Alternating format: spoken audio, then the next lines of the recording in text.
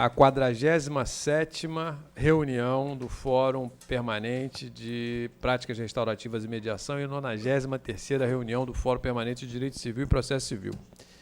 Hoje nós estamos aqui para tratar de um tema extremamente oportuno e relevante, ainda mais depois do novo Código de Processo Civil, que é precedentes judiciais à luz da teoria de Ronald Dworkin. E quem vai fazer essa exposição sobre esse tema para nós aqui é o professor Dr. Flávio Quinot-Pedron, mestre e doutor em Direito pela Universidade Federal de Minas Gerais, professor adjunto do curso de pós-graduação do IBMEC Minas Gerais e da PUC Minas, na graduação e na pós-graduação.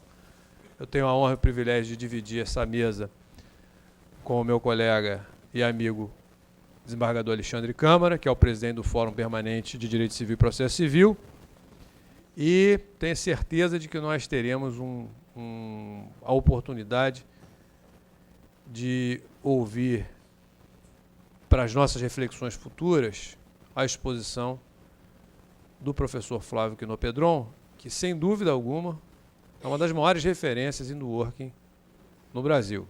Então, é uma oportunidade ímpar de aprendizado para todos nós. Passar a palavra para o professor Alexandre Câmara, para o professor boa noite aí para todo mundo. Boa noite para todo mundo. Por feito isso, dou a palavra. Não, eu só queria... Até caiu esse negócio. Eu só queria cumprimentar a todos e fazer minhas as palavras do meu amigo desembargador César Cury. Essa é uma oportunidade rara para nós aqui no Rio de Janeiro, de receber o professor Flávio Quinot-Pedron. Eu tenho certeza que nós vamos todos aprender muito. Flávio é um querido e antigo amigo. Eu tenho a honra de dizer que sou coautor dele, já publicamos juntos um texto do qual eu tenho muito orgulho, um texto sobre a comparação entre o sistema de tutelas provisórias do Código de 73 e o Código de 2015, que, para nossa honra, foi selecionado para a coletânea de doutrina essencial sobre o novo Código de Processo Civil, que foi recentemente lançada sob a organização dos professores Tereza Arruda Alvim e Fred Didier Júnior. O professor Flávio foi meu examinador no doutorado, é um gigante, foi um dos meus carrascos, é um gigante do direito. Vocês vão ver que nós vamos todos aprender muito hoje. Então, para a gente não perder tempo, professor Flávio, a palavra é sua. Bom, boa tarde a todos. Com muita alegria que aceitei o convite do desembargador César Cury e do desembargador Alexandre Câmara para conversar. Eu não diria que é bem uma aula, eu gostaria muito mais que a gente tivesse um tom não tão formal como talvez a própria teoria, né? A gente tem que ser coerente com os nossos marcos teóricos. Acho que isso foi algo que eu disse muito exatamente na banca do Alexandre, né? Se você abraça um marco teórico, você tem que ser coerente com esse marco teórico. E Dworkin era exatamente uma pessoa que gostava de quebrar os protocolos e as formalidades, né? A gente pode dizer que, na realidade, ele gostava de quebrar até a sacralidade da dogmática, como pelo menos nós conhecemos, e é um pouco disso que eu pretendo estar apresentando nesse final de tarde, início de noite, para os senhores. Falar, né, sobre Dworkin, talvez falar sobre precedentes, podem ser os dois temas mais, digamos, que me deixam em casa, né? Então eu posso dizer que me sinto em casa exatamente para fazer essa união, para fazer essa junção acerca desses dois conteúdos fundamentais.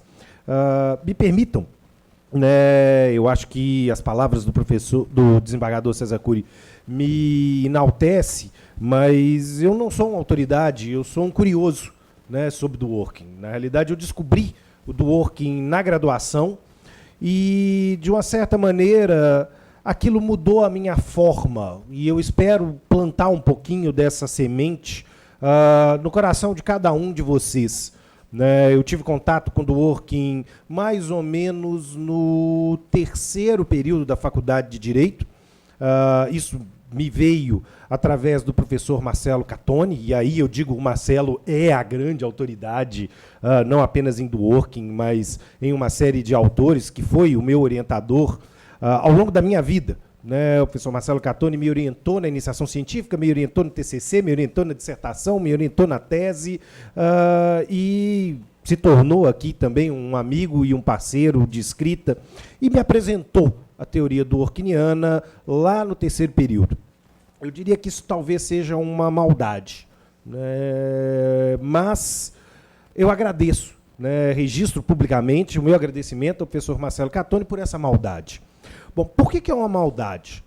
Porque a teoria dworkiniana, e isso talvez seja a minha advertência inicial, é uma teoria diferente de tudo aquilo que nós estamos acostumados dentro da tradicional leitura, seja do direito constitucional, seja da hermenêutica jurídica, seja da própria filosofia do direito.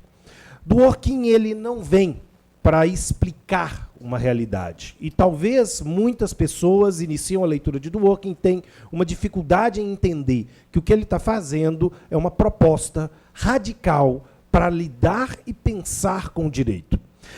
O tempo todo, apesar dele fazer algumas reflexões, partindo sempre da prática para a teoria e devolvendo essa teoria para a prática, ele não está explicando como as coisas são. Ele está propondo como nós podemos ver melhor aquilo que nós temos diante dos nossos olhos, primeiro, partindo do pressuposto que toda leitura da realidade se dá através de um filtro teórico. Então, se nós substituirmos o filtro teórico que nós estamos acostumados, por exemplo, nós, é muita gente, mas, vamos dizer, a dogmática tradicional, seja do direito constitucional, seja do direito processual brasileira, se encontra acostumada, que é uma dogmática principalmente de uma matriz positivista muito forte, nós podemos descobrir um outro direito dentro das nossas práticas sociais. E é essa a proposta de Dworkin, é esse o convite, na realidade, que eu pretendo fazê-los ao longo desse nosso bate-papo. Bom, eu preparei um material, deixa só eu trazer.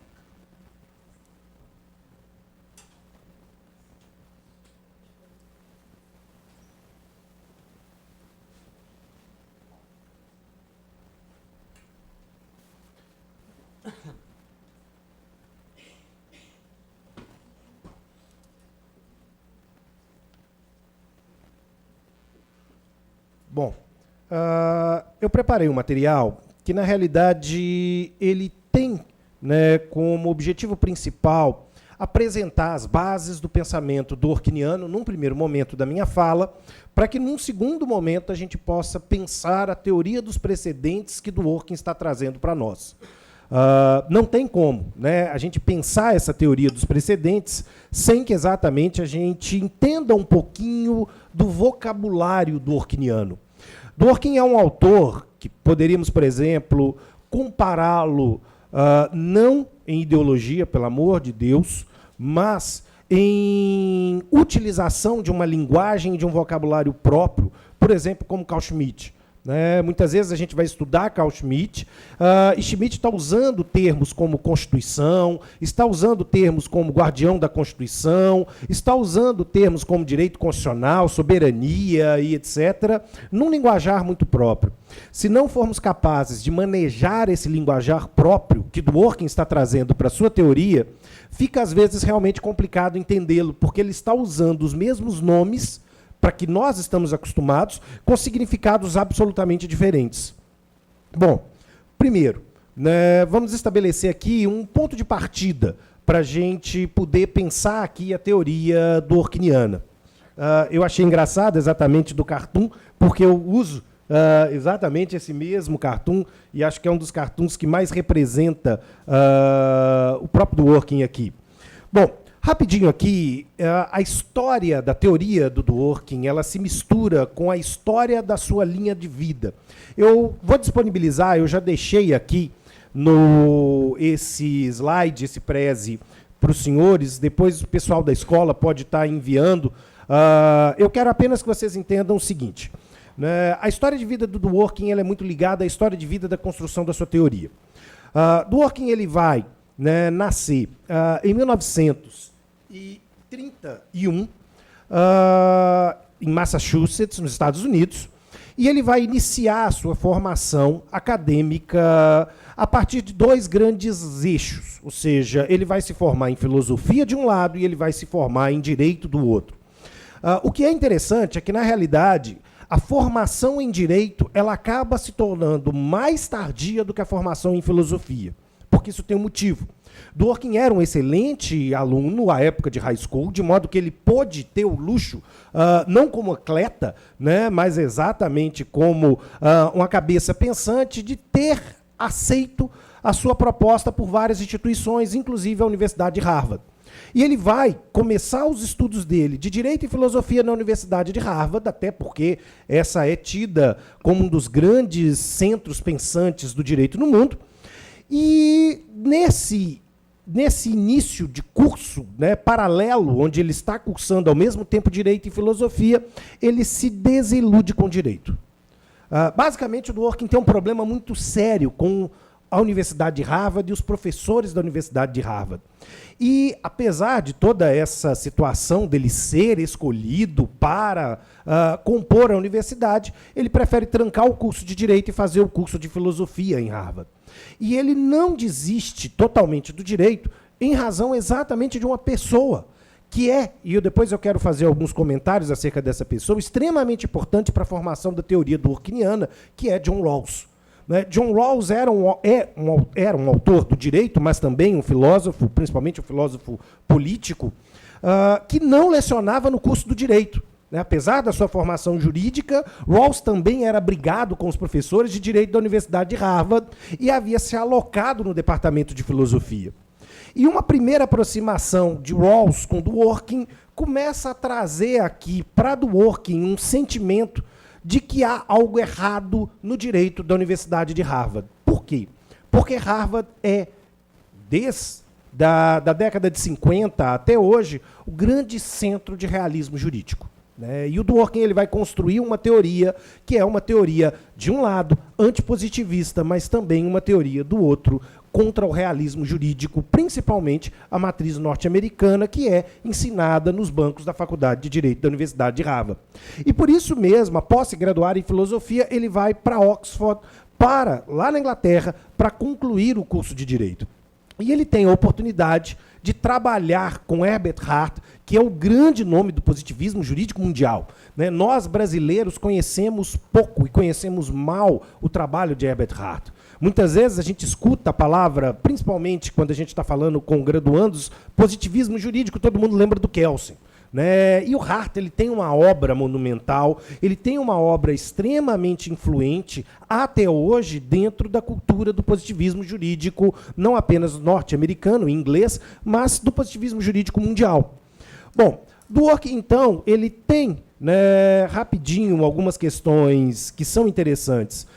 Quando ele conclui o curso de Direito na Universidade de Oxford, ele volta para os Estados Unidos para trabalhar, no primeiro momento, como clerk na Corte de Nova York, e isso é interessante, porque ele vai ter contato, ele vai ser aqui um assessor de Leonard Rand, que é um dos maiores e mais importantes juízes da tradição norte-americana, e Rand mostra para o Dworkin uma prática judiciária um pouco diferente também daquilo que ele estava acostumado no positivismo jurídico.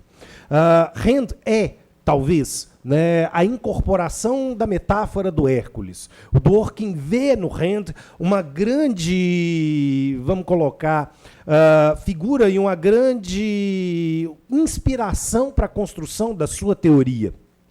Logo depois, ele tem um exercício curto, no primeiro momento, da advocacia, e ele ingressa como acadêmico, primeiro na Universidade de Yale, onde ele leciona um tempo, e nesse momento, quando ele está na Universidade de Yale, ele começa a produzir os seus primeiros textos acerca da crítica do positivismo jurídico. Nós estamos aí mais ou menos meados na década de 60, e o Dworkin está aqui colocando agora as suas manguinhas de fora e começando a produzir seus textos contra o positivismo jurídico. Curiosamente, a aposentadoria de Herbert Hart muda a vida de Dworkin, porque Hart liga para Dworkin e diz o seguinte: eu estou me aposentando, abrirá uma vaga na Universidade de Oxford para professor de uma cadeira, né, que poderia ser chamada de teoria do direito, jurisprudence, e o Hart diz o seguinte: eu quero muito que seja você. E o Dworkin olha e diz: poxa, mas eu estou te criticando, professor. E ele diz: que bom que você está me criticando, né? E eu quero você nessa cadeira. É importante que você venha para essa cadeira. E essa cadeira é uma cadeira extremamente interessante, porque ela vem de Dworkin para Hart, de Hart ela vem para Austin, de Austin ela vem para Bentham. Ou seja, ela é uma cadeira que é ocupada tradicionalmente pelos maiores nomes do direito inglês, né? Então há aqui um peso nessa cadeira em que Dworkin está sentando agora como uma espécie de renegado. Ou seja, vem toda a tradição do positivismo jurídico vindo lá de Bentham para Austin, para Hart, e o Dworkin vira e diz o seguinte: agora eu vou cortar. Eu vou cortar isso e vou inaugurar uma nova forma, uma nova tradição de pesquisa dentro da Universidade de Oxford. Bom, e o Dworkin ali vai ficar na Universidade de Oxford durante, né, praticamente quase toda a sua carreira, até que ele se aposenta, mas ele já vai fazer também uma ponte com os Estados Unidos de volta, né, e vai lecionar na Universidade de Nova York. E nesse período ele ficava um semestre em Nova York, um semestre na Inglaterra, e ia alternando aí, na realidade, as suas disciplinas. E, infelizmente, né, o Dworkin vem a falecer em 2013, resultado, né, de um quadro grave de leucemia. Bom, feito isso, né, me permitam então apresentar o que eu costumo brincar, que são os pilares da teoria dworkiniana. Né? No canto, a gente tem a figura do Herbert Hart, que vai ser, então, num primeiro momento, esse grande mentor que acolhe o Dworkin na Universidade de Oxford e que apresenta para o Dworkin o positivismo jurídico como uma teoria contra o realismo jurídico. É interessante que, primeiro, o Dworkin ou se assume como positivista, né, para depois ele realizar a crítica ao positivismo jurídico. Ele foi professor assistente de Hart, né, e lecionou e escreveu sobre o positivismo jurídico. O que é interessante é que a gente conhece muitos textos do Dworkin de 1963 em diante, mas eu tenho alguns textos que ele tentou, digamos assim, ocultar, em que ele se assumia como positivista jurídico, como crítico do realismo jurídico. Que ele guardava ali meio que com um pouco de receio disso virar munição de crítica, mas como ele mesmo vai dizer, são águas passadas, na realidade. Ele mudou a forma de pensar. Uma figura que é extremamente importante do outro lado oposto é exatamente John Rawls, né? Então, Rawls aqui, da teoria da justiça, da Faculdade de Filosofia da Universidade de Oxford, representa aqui para o Dworkin um tipo de pensamento anti-utilitarista extremamente relevante. Né? Rawls aqui está se levantando contra o utilitarismo, seja na filosofia, seja no direito, e partindo, então, da pressuposição de que é possível falar em normas jurídicas universais, claro que com uma certa particularidade política, como Rawls vai tratar, mas talvez a pessoa mais importante seja exatamente esse senhor do meio, que é Hans-Georg Gadamer. Gadamer é o divisor de águas na cabeça de Dworkin. E muitas vezes isso passa desapercebido. Tem um fato biográfico do Dworkin que é muito bacana, que ele dividiu alojamento na Universidade de Oxford com talvez um dos mais importantes autores da teoria da literatura, que é Harold Bloom. Harold Bloom é um especialista em Shakespeare, um especialista em reinventar a teoria da literatura, e era, quando mais novo, colega de dormitório do Dworkin. E Bloom, quando Gadamer ele estava como professor visitante na Universidade de Oxford, Bloom se matricula no curso de hermenêutica de Gadamer. Dworkin não havia se matriculado. Bloom se matricula no curso de hermenêutica. E logo depois da primeira aula, Bloom entra no dormitório, Dworkin estava estudando, cutuca ele e fala o seguinte: cara, você tem que vir comigo para a próxima aula desse sujeito. Cara, esse sujeito é muito maluco. Esse sujeito está falando umas coisas que ninguém aqui está falando, e esse sujeito aqui, eu acho que você vai agradar. E os dois passam a frequentar durante um ano as aulas em que Gadamer estava apresentando a sua teoria hermenêutica lá na Universidade de Oxford. E é Gadamer que vai permitir o salto antipositivista para Dworkin. Dworkin nada mais faz, e essa fala é dele, né, e eu não estou desmerecendo de maneira nenhuma quando eu uso essa fala, que, na realidade, a única coisa que ele fez foi pegar a teoria hermenêutica gadameriana e trazer para o direito. Gadamer dá pinceladas disso, mas o que o Dworkin quer é criar uma teoria hermenêutica radical. Ele pode dizer que, muito mais do que um constitucionalista, um filósofo do direito, ele, Dworkin, diz, né, que ele é nada mais do que um hermeneuta. E, para ser fiel a um bom hermeneuta, Dworkin usa uma expressão de Heidegger, que ele diz que ele sempre será um principiante. Ele sempre se vê como um principiante. É claro que essa fala na boca de Dworkin ela tem um duplo sentido. Dworkin adorava, né, duplos sentidos exatamente. Né? Ao mesmo tempo que ele diz, olha, eu estou sempre aprendendo, ele está dizendo, eu trabalho com princípios. Eu trabalho com princípios. Por isso eu sou um principiante. Né? E essa é a grande arma que o Dworkin vai nos trazer para combater o positivismo jurídico. O interessante é que, quando a gente pensa no Dworkin, ele tem várias fases. Né? E, na realidade, eu daria um curso muito mais longo se eu fosse trabalhar todas essas 5 fases dentro da teoria dworkiniana, de modo que eu vou me preocupar muito mais com as fases 1, com as fases 2 e com as fases 3. Né? Trabalhar a fase 4 e trabalhar a fase 5 me demandaria um pouco mais. Mas a gente pode dizer que a primeira fase é a fase de crítica do positivismo jurídico. Ou seja, ele quer desconstruir o positivismo jurídico e demonstrar a insustentabilidade interna do positivismo jurídico. Na segunda fase, o Dworkin tem um projeto extremamente interessante. Ele diz, poxa, eu acabei com o positivismo jurídico. Então agora eu preciso começar a colocar alguma coisa no lugar. Eu preciso edificar novamente a teoria do direito, e o ponto que ele vai partir é a hermenêutica. Ou seja, ele vai usar a ideia de interpretação construtiva para ir para a tese do direito como integridade, apresentando a primeira grande camada da sua estrutura teórica que ele vai nos legar. Num segundo momento, aliás, num terceiro momento, perdão, Dworkin vai trabalhar numa terceira fase para discutir uma teoria da igualdade. Isso é algo extremamente importante, porque nós estamos acostumados, e infelizmente daria para fazer um curso de várias horas só sobre a teoria da igualdade em Dworkin, mas só para deixar isso bem pontuado, Dworkin é contra, e ele fica incomodado durante quase 10 anos com aquela tradicional frase de que a igualdade é tratar os iguais igualmente, os desiguais desigualmente. Ele está entalado com esse negócio, principalmente porque essa frase é uma frase que remete toda a tradição filosófica aristotélica e se remete também ao utilitarismo. Então, se ele vai trabalhar uma teoria anti-utilitária, ele tem que trabalhar uma teoria anti-aristotélica.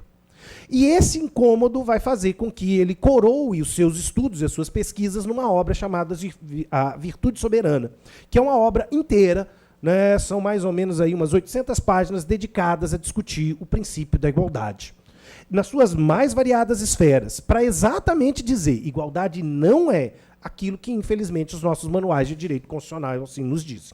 Igualdade é uma outra coisa, e ela está ancorada numa teoria do direito mais profunda, e que, por sua vez, está ancorada numa teoria da democracia mais profunda.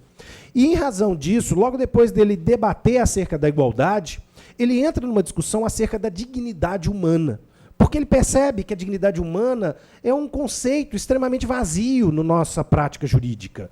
Ora, eu faço um desafio aos meus alunos. Vocês podem pegar 40 livros sobre dignidade humana, vocês vão encontrar talvez 80 conceitos diferentes. Porque tem autor que, inclusive, ele sofre de um transtorno de personalidade, que ele muda o conceito no meio do livro. Né? Ele começa de um jeito, ele termina do outro, e você fala assim, ué, moço, mas que horas que você mudou, que você não nos contou que você mudou de posição? Né? Isso acontece, tem vários autores que fazem isso. Né? O que eu, só consigo entender como, para não dizer que é apenas uma falta de coerência ou talvez uma falta de estrutura, de estofo teórico, né? Talvez um transtorno de personalidade. O Dr. Jekyll começou a escrever e o Mr. Hyde terminou a nossa obra. Bom, e aí ele quer definir a ideia de dignidade humana. Ele quer tratar a dignidade humana, sim, como um princípio fundamental, como um elemento fundamental da teoria do direito, e por isso ele vai recolocar toda a teoria dele a partir da dignidade humana, como vários fizeram. né? A gente pode dizer que há N doutrinadores na Alemanha, por exemplo, trabalhando dessa forma, mas num conceito muito particular de dignidade humana que não tem nenhuma pega, tão pouco com o positivismo, tão pouco com o realismo.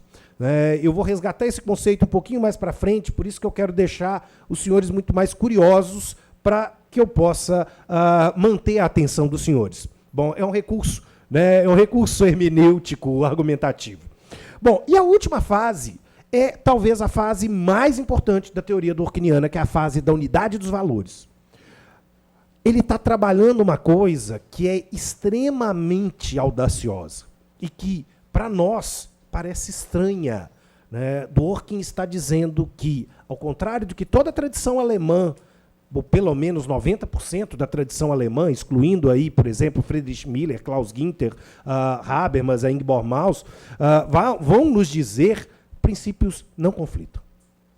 Princípios não conflitam. Né? É a grande bandeira trazida pelo Robert Alexy, por exemplo, e por toda a tradição da jurisprudência dos valores alemãs, e o Dworkin vai dizer o seguinte: princípios não conflitam, vocês não entenderam o que são princípios, ou povinho cabeça dura, seus alemães, então eu vou explicar para vocês como é que essa coisa funciona. Só que para fazer isso, ele prepara a sua obra mais radical, que é A Justiça para Ouriços. Né? Essa obra é a obra mais importante do Dworkin. Eu costumo dizer para os meus alunos que se vocês querem entender Dworkin, vocês têm que começar a ler o autor de trás para frente, não do começo para trás. Não é a partir da década de 60 para o texto de 2012, mas, na realidade, voltando de 2012 para a década de 70. Né? Ele teria né, esboçado, ele deixa para nós uma obra incompleta e ele deixa para nós uma obra finalizada, que é o Religião Sem Deus, onde ele começaria a discutir o problema do Estado laico. Né? Seria aqui a última alfinetada que ele entraria em discussão. Né? Ele descreve o Religião Sem Deus, ele publica, mas é um livro bem curto, onde ele começa a entrar numa discussão sobre democracia e Estado laico, e acaba deixando uma obra incompleta, na realidade mais ou menos um terço de um livro, onde ele também estaria retomando essa discussão do Estado laico. Bom, por que o Justiça para Ouriços é extremamente importante? Exatamente por conta dessa metáfora. Né? Há uma metáfora no interior da filosofia, primeiro porque ela começa com um poema de um poeta grego chamado Arquíloco, e depois ela é resgatada contemporaneamente por Isaiah Berlin, que vai dizer basicamente o seguinte, né? Na realidade, Arquíloco está dizendo: existem pessoas que são raposas, existem pessoas que são ouriços. Ou seja, a gente poderia dividir os perfis acadêmicos da filosofia, ou de todas as pessoas, o caráter das pessoas, através de dois signos: o signo da raposa e o signo do ouriço. O Dworkin ele quer resgatar essa fala do Berlin, porque o Berlin ele vai dizer o seguinte: na filosofia existem raposas e existem ouriços, e o próprio Berlin coloca um pouco de nome aos bois. Ele vai dizer: olha, fulano é uma raposa, fulano é um ouriço, e assim vai. E o Dworkin ele quer, nessa obra, Justiça para Ouriços, é uma obra em que ele já escreve sabendo do quadro de leucemia e sabendo realmente da gravidade da sua situação, onde ele diz o seguinte: eu não quero morrer como uma raposa. Eu não quero morrer como uma raposa. Ele se autodenomina raposa logo na abertura do livro. Né? De uma maneira bastante emocionada, ele abre a obra dizendo o seguinte: eu fui uma raposa. Eu assumo que eu fui uma raposa. Mas eu quero morrer como um ouriço. Qual que é a diferença principal, na realidade? Ele vai dizer: a raposa ela está ligada a um comportamento muito mais predatório, ou seja, a raposa critica, mas não coloca nada no lugar. Ela invade, mata, né, caça e, consequentemente, depois daquela caça, ela migra para uma outra região e vai caçar nessa outra região. Né? Ela é eminentemente nômade aqui. Ela não tem apego, ela não tem um sistema, ela não tem aqui uma preocupação, inclusive, com coerência. A raposa quer ganhar um debate, diz Berlin. Né? Ela quer sentir-se vitoriosa e ela quer ali escorraçar a carcaça do seu oponente. E o Dworkin diz: eu fui uma raposa com Hart. Né? De certo modo, ele está pedindo desculpas para Hart e está dizendo: eu fui uma raposa, professor. Eu realmente te cacei até não sobrar nada, mas eu gostava do senhor. Eu gostava do senhor. E, por outro lado, eu sinto que eu tenho uma responsabilidade. Eu tenho a responsabilidade de ser um ouriço. O ouriço vai ser exatamente aquele perfil filosófico que constrói um sistema. Tal qual a carapaça do ouriço, esse sistema ele tem que ser coerente, ele tem que ser bem estruturado, ele tem que ser bem amarrado, ele tem que ser sólido. Né? O ouriço, diferente da raposa, olha que carinha mais fofa, né, desse ouriço, ele não quer caçar confusão com ninguém. O ouriço não está numa vibe de querer caçar, dar porrada, criticar. Não, o ouriço está lá fazendo o sistema filosófico dele, no cantinho dele, e com estrutura, com densidade, mas no canto dele. Só que tem um problema. Mexe com o ouriço. Mexe com o ouriço. Vai, raposa, crava o dente nesse ouriço. Você pode até machucar o ouriço, mas você vai tomar também bastante ferpa no meio dessa brincadeira. O ouriço também sabe se defender, ele não é um bocoió. Né? Então ele vai reagir, mas ele não vai atacar primeiro. Ele vai viver o mundinho dele, ele vai construir a teoria dele e se sustentar. E o ouriço, né, vai ser então o grande símbolo, eu vou avançar aqui um pouquinho, para que o Justiça para Ouriço seja escrito. Inclusive ele vai resgatar aí esse ouriço, né, como foto de capa desse livro. O curioso, e eu não entendo, me permitam aqui um parêntese estranho, né, é que a tradução nacional feita pela Martins Fontes, infelizmente, espizinhou no título. Né, e acabou colocando um título meio Fábulas de Esopo, né, A Raposa e o Porco-Espinho.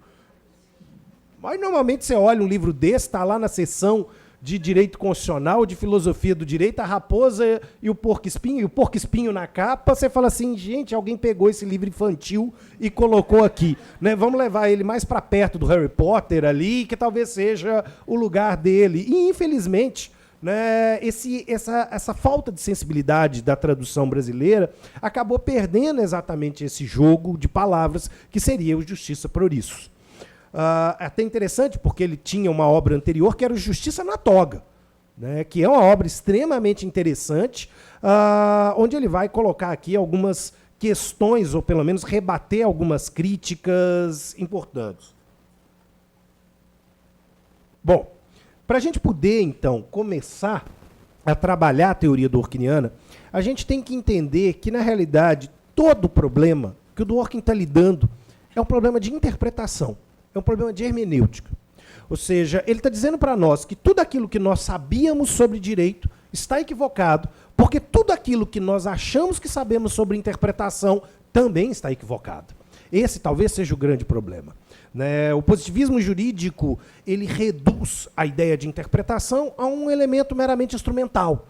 Ou seja, quantos e quantos de nós não ouvimos na graduação algo, né, que, como diriam os romanos, né, in claro cessat interpretatio, e que foi, de um certo modo, vulgarizado, né, pelo Arnaldo César Coelho com o seu bordão "A regra é clara, Galvão". Né, é mais ou menos isso.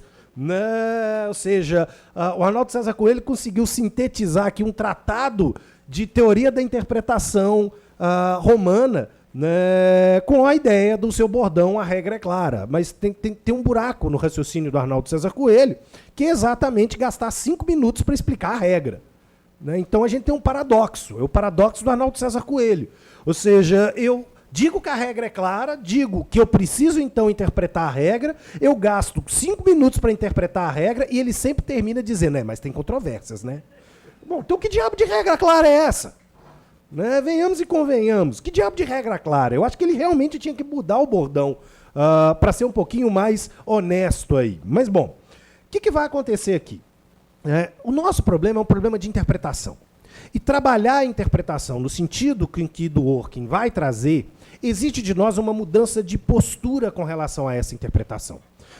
Primeiro, porque, como um herdeiro da teoria gadameriana, a interpretação é algo que nos constitui. Ou seja, nós usamos de interpretação a todo tempo. A interpretação não é uma ferramenta. A finalidade da interpretação não é destrancar um sentido oculto, e aí, por isso, a palavra hermenêutica tem aí a sua irmandade com hermético, aqui. Mas, na realidade, ele está dizendo, como Gadamer está dizendo, né? Nós fazemos uso da hermenêutica o tempo inteiro. A hermenêutica é a condição de possibilidade de um sujeito no mundo. Não tem como esse sujeito entender o mundo sem a ideia de hermenêutica. E por isso mesmo, ela não é um instrumento. Gadamer, ele está descrevendo algo que é contraintuitivo para o positivismo filosófico, para a hermenêutica positivista, por exemplo, como autores como Schleiermacher ou mesmo Dilthey. Gadamer está dizendo para nós o seguinte: todos nós somos seres que interpretamos o tempo inteiro. Todos nós realizamos julgamentos, pré-conceitos, e precisamos desses pré-conceitos para criar conceitos. Ou seja, todos nós temos que partir de um determinado ponto dado para que sejamos capazes de avançar no nosso processo interpretativo. Por isso aquela frase, aquele ditado popular que a gente não deve julgar um livro pela capa, Gadamer está dizendo, a gente julga sim. A gente julga sim. É inerente do ser humano ter preconceito. É inerente do ser humano realizar esse tipo de julgamento. O tempo inteiro nós estamos avaliando, nós estamos realizando aqui um exercício com os nossos preconceitos. Qual é o grande problema, entretanto? Esses preconceitos não podem nos congelar. Esses preconceitos não podem nos cristalizar no tempo. Ou nós não seremos capazes de desenvolver um processo de aprendizagem. O processo de aprendizagem ele tem que partir de um preconceito para transformá-lo num conceito, partir do pressuposto que esse conceito é um novo preconceito, que por isso ele precisa ser verificado, e o tempo inteiro nós estamos avançando naquilo que Gadamer chama de círculo hermenêutico. É como se a nossa compreensão desse uma volta, e literalmente aqui, uma volta radical, mas nós não voltaremos ao mesmo ponto de partida. Nós vamos ter um círculo mais ampliado. E, novamente, vamos fazendo isso, e vamos fazendo isso. A prova de que nós somos seres dotados de preconceitos, me permitam aqui usar rapidamente uma referência trazida pela carta de Marco Polo à coroa espanhola. Essa carta ela está em exposição no Louvre, mas vocês conseguem encontrá-la na internet. Eu não consegui encontrar, na realidade, a versão, a tradução dela, mas eu trouxe aqui uma menção em espanhol dela, que é extremamente interessante. Marco Polo está dizendo o seguinte: eu fiz o caminho para as Índias, e o caminho para as Índias foi bem sucedido. Olha os preconceitos, olha o exercício de preconceitos do Marco Polo. Porque Deus abençoou a coroa espanhola. E se Deus abençoou a coroa espanhola, significa que é a coroa espanhola, e não a portuguesa, desculpa, Câmara, que é a escolhida por Deus para dominar o oceano e ser, então, a grande nação europeia. E aí ele está dizendo para nós, mas por que eu tenho essa certeza? Bom, primeiro, porque Marco Polo consegue realizar a trajetória de contorno da África de uma maneira bem sucedida. Havia todas as crenças de que haveriam ali monstros marinhos, sereias e coisas do gênero que derrubariam os navios. E ele não foi derrubado. A sua fragata passou aqui incólume e conseguiu aportar no que seria um território desconhecido, que ele vai denominar aqui de Índias. Só que ele diz o seguinte: a coroa espanhola é tão abençoada por Deus que Deus resolveu presenteá-la não apenas com um novo caminho para as Índias, mas com um caminho de volta ao Éden. Ao Éden, ele vai, ou seja, Deus está conduzindo a Espanha de volta ao paraíso. Mas como é que é o raciocínio do Marco Polo? Bom, primeiro, eu chego no lugar com uma temperatura muitíssimo mais agradável do que a tradicional temperatura europeia. Em razão disso tudo, eu tenho muito mais água. Eu tenho uma vegetação, flora, fauna absolutamente diferente de tudo aquilo. Imagina a cabeça de um europeu, como Marco Polo, acostumado com uma maçã e um pêssego, vendo um abacaxi. É uma fruta muito mais, digamos assim, suculenta. E vendo, então, espécies animais absolutamente diferentes. Mas ele diz o seguinte: a certeza de que eu estou no Éden é que aqui, nesse lugar mágico, existem unicórnios. Não, ele não usou droga. O uso do ópio só será consumido por Marco Polo à China. Calma. Ele não usou drogas. Ele usou os preconceitos dele. Porque o que ele está dizendo? Eu vi um bicho, como ele descreve ali, de 4 patas, com um chifre na cabeça, peludo. Bom, para um europeu, isso é um unicórnio.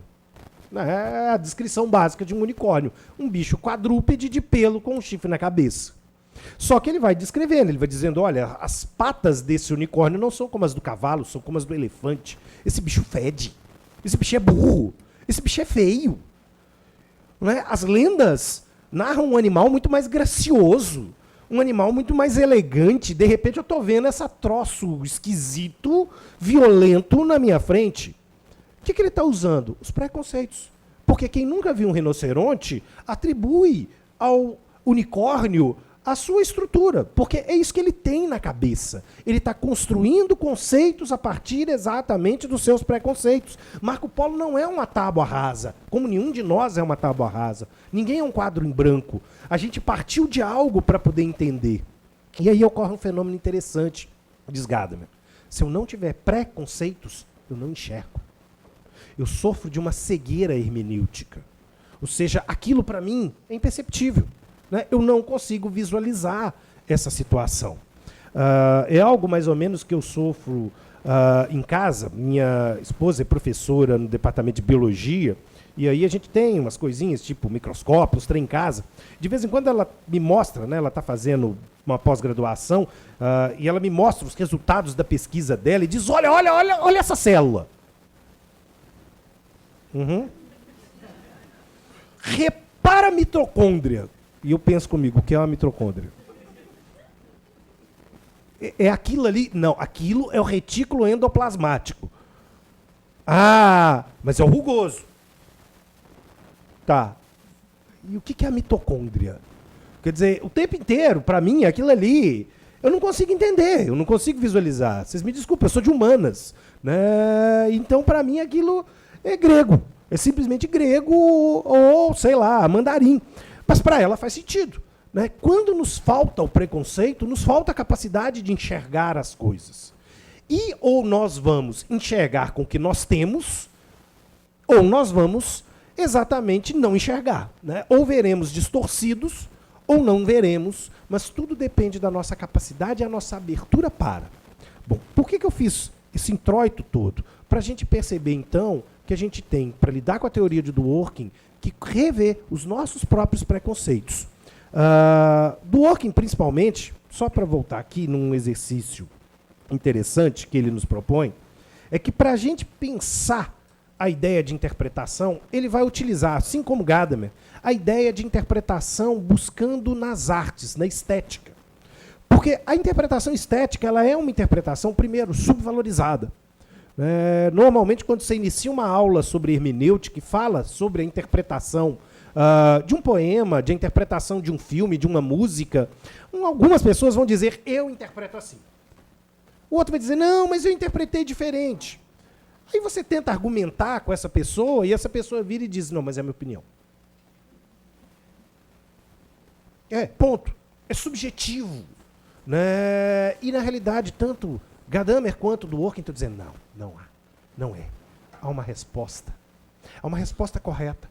Você pode, sim, interpretar certo e errado tudo no nosso mundo, que vai desde as artes, desde um quadro de Dalí, por exemplo, a, não sei, uma música de Tom Jobim, passando, por exemplo, a um gibi da Turma da Mônica, a uma norma jurídica. Né? Tudo é um processo de interpretação, exatamente. Qual é o ponto? Né? O que define se essa interpretação no campo das artes está certa ou errada? Aquilo que Dworkin denomina como hipótese estética. A hipótese estética ela é construída a partir de um discurso, de um consenso de intérpretes dentro de um determinado momento histórico. Podemos utilizar uma expressão que é até conhecida de nós juristas, um paradigma. Né? Dentro desse paradigma, nossas interpretações são construídas e as melhores interpretações vão ganhando, digamos, de um modo até meio darwinista, uma construção mais alta. Né? Uma construção mais alta. Ou seja, torna-se um consenso dos especialistas dentro daquele paradigma essa interpretação. Eu faço uma brincadeira com os meus alunos de hermenêutica lá na PUC Minas, que é mostrá-los 3 ou 4 versões cinematográficas, por exemplo, de uma mesma cena de Hamlet, de Shakespeare. Cada uma com mais ou menos 2 décadas de distância. E eu mostro para eles, as interpretações são diferentes. É a mesma cena, é o mesmo texto, mas o contexto Ou seja, o paradigma em que elas se inserem muda a forma do intérprete compreender. Por que isso? Né? Porque essa hipótese estética que vai definir os parâmetros de certo e errado. Né? E isso é extremamente importante. Contra toda a tradição do positivismo jurídico e até do realismo jurídico, nós estamos muito acostumados a dizer o seguinte: não existe uma resposta correta. Existem um punhado de possíveis respostas, diria Kelsen, que a gente consegue colocar numa moldura, e aí vão ter aquelas que são, então, aceitáveis e aquelas que não são. Robert Alex faz a mesma coisa na sua teoria da argumentação. Né? Então é possível filtrar com a metodologia do balanceamento interpretações sobre os princípios de um modo X, e esses X serão então aceitáveis e os outros não serão. Ponto. Filtrei.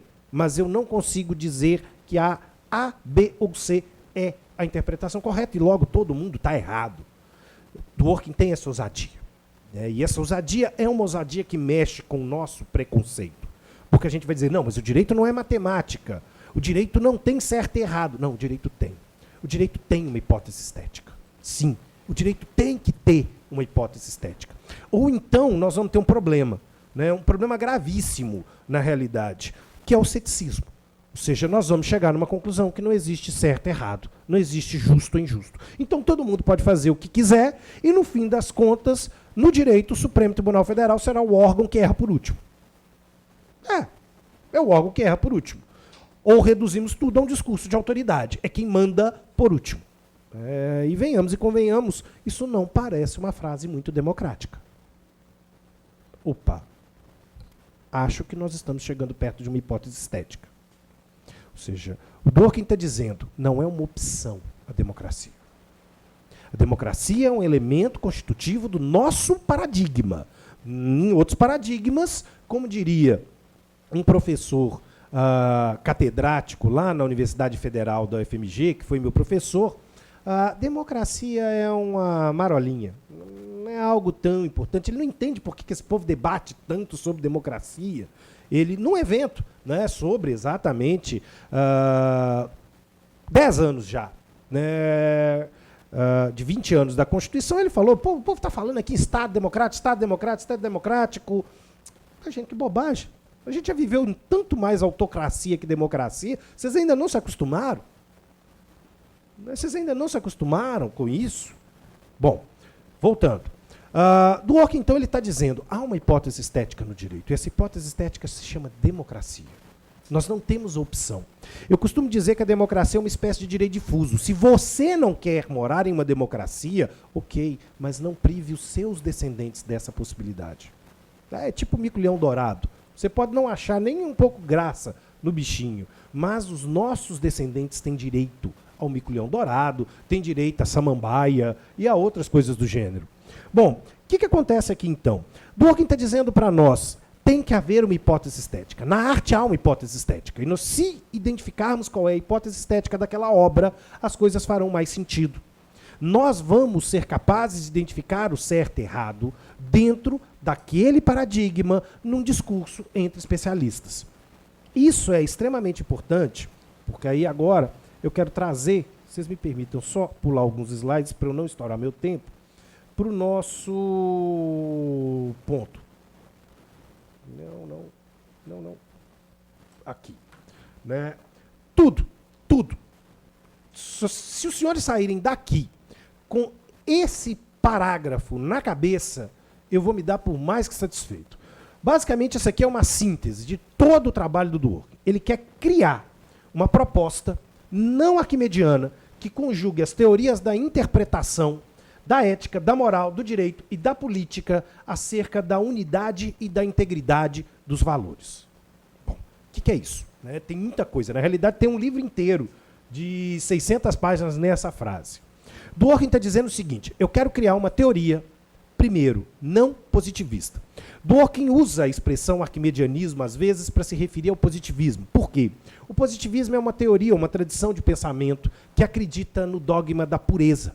Ou seja, é possível separar direito, moral, ética, política e por aí vai, religião, como se fossem coisas né, absolutamente distintas, fossem caixinhas ou cubos absolutamente sem contato um com o outro. E ele está fazendo aqui uma referência, né, histórica a Arquimedes. Afinal de contas, Arquimedes, quando ele desenvolve toda a teoria da mecânica dos fluidos, da densidade, do empuxo e etc., ele está preocupado em vencer um concurso, que é definir quanto, termos de gramatura, de ouro e prata, havia sido usado para cunhar uma determinada coroa. O que Arquimedes quer, então, é saber quanto de ouro, quanto de prata tem nessa liga que gerou essa coroa. Só que o Dworkin está dizendo, né, e aí ele tem toda a teoria dele, onde ele percebe que através da densidade e a percepção da densidade do ouro e da prata como diferentes, mergulhando a coroa, ele teria aqui a capacidade de fazer esse cálculo, sai gritando pelado, eureka, e aí o resto é história. Bom, mas o Dworkin está dizendo o seguinte, Arquimedes não pensou, com toda a sua genialidade, em uma coisa. Se você tira o ouro, se você tira a prata, você mata a coroa, você destrói a coroa. A coroa é bonita não porque exatamente ela é um mistério a ser desvendado no campo da quantidade de ouro e prata. A beleza da coroa não está aqui. A beleza da coroa está na liga. A beleza da coroa está na junção desses dois elementos.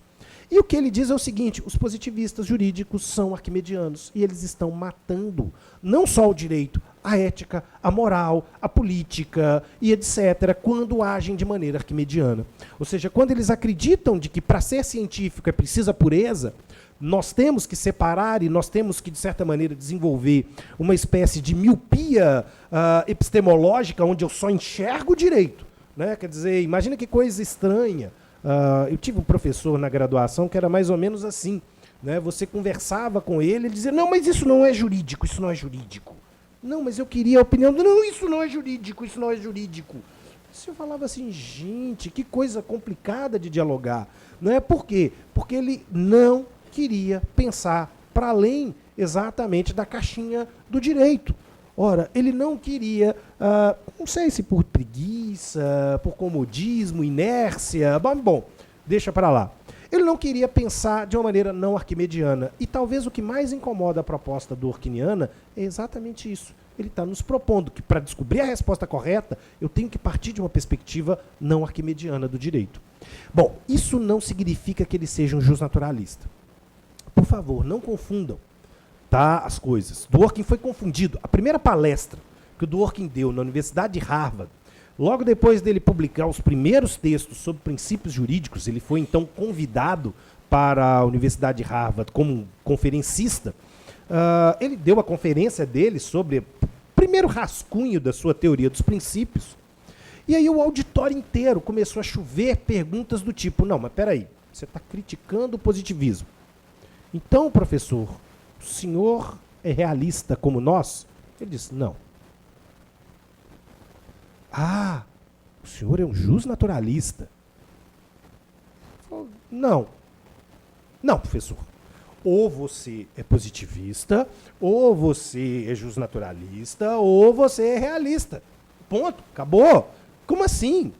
Você acha que é você que vai inventar a quarta categoria? Que é você para chegar a inventar essa quarta categoria do direito, ou espertalhão? E aí o Dworkin, mais ou menos depois de algumas injeções de paciência, ele vira e diz, faz um favor, me chamem. Se vocês só conseguem pensar nessas três categorias, me joguem como justnaturalista que eu não vou ficar ofendido, porque das outras duas eu vou. Né? Então, se é só isso, eu entendo que é o limite da interpretação e do horizonte seus, é o justnaturalismo, então me chama de justnaturalismo. Pronto, acabou. Todo mundo começou, e inclusive autores brasileiros até hoje repetem, Dworkin é um justnaturalista porque ele deu essa conferência lá em Harvard, onde ele falou que ele era um justnaturalista. Isso virou um texto dele, inclusive, chamado O Direito Natural Revisitado.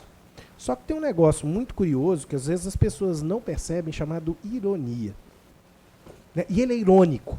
Ele tem, né, na construção, seja em texto, mas palestra, se vocês tiverem a oportunidade, assistam a palestra do Dworkin, tem vários vídeos dele ainda no YouTube, são fantásticos. Ele é um orador, assim, de mão cheia, né? Ele sabe o punchline certinho, de solta uma piada, faz não sei o quê. Tem um vídeo dele fazendo uma sustentação oral na Suprema Corte dos Estados Unidos, onde é simplesmente genial. Assim, os Justice param, ficam olhando assim, falando, gente, ele bota todo mundo no bolso assim, e sai criticando e falando, e o povo olhando e só batendo a cabeça, assim, que é um negócio assim, é de dar gosto, né? É um exercício da teoria da argumentação de uma forma fabulosa. Bom, e o que acontece aqui então?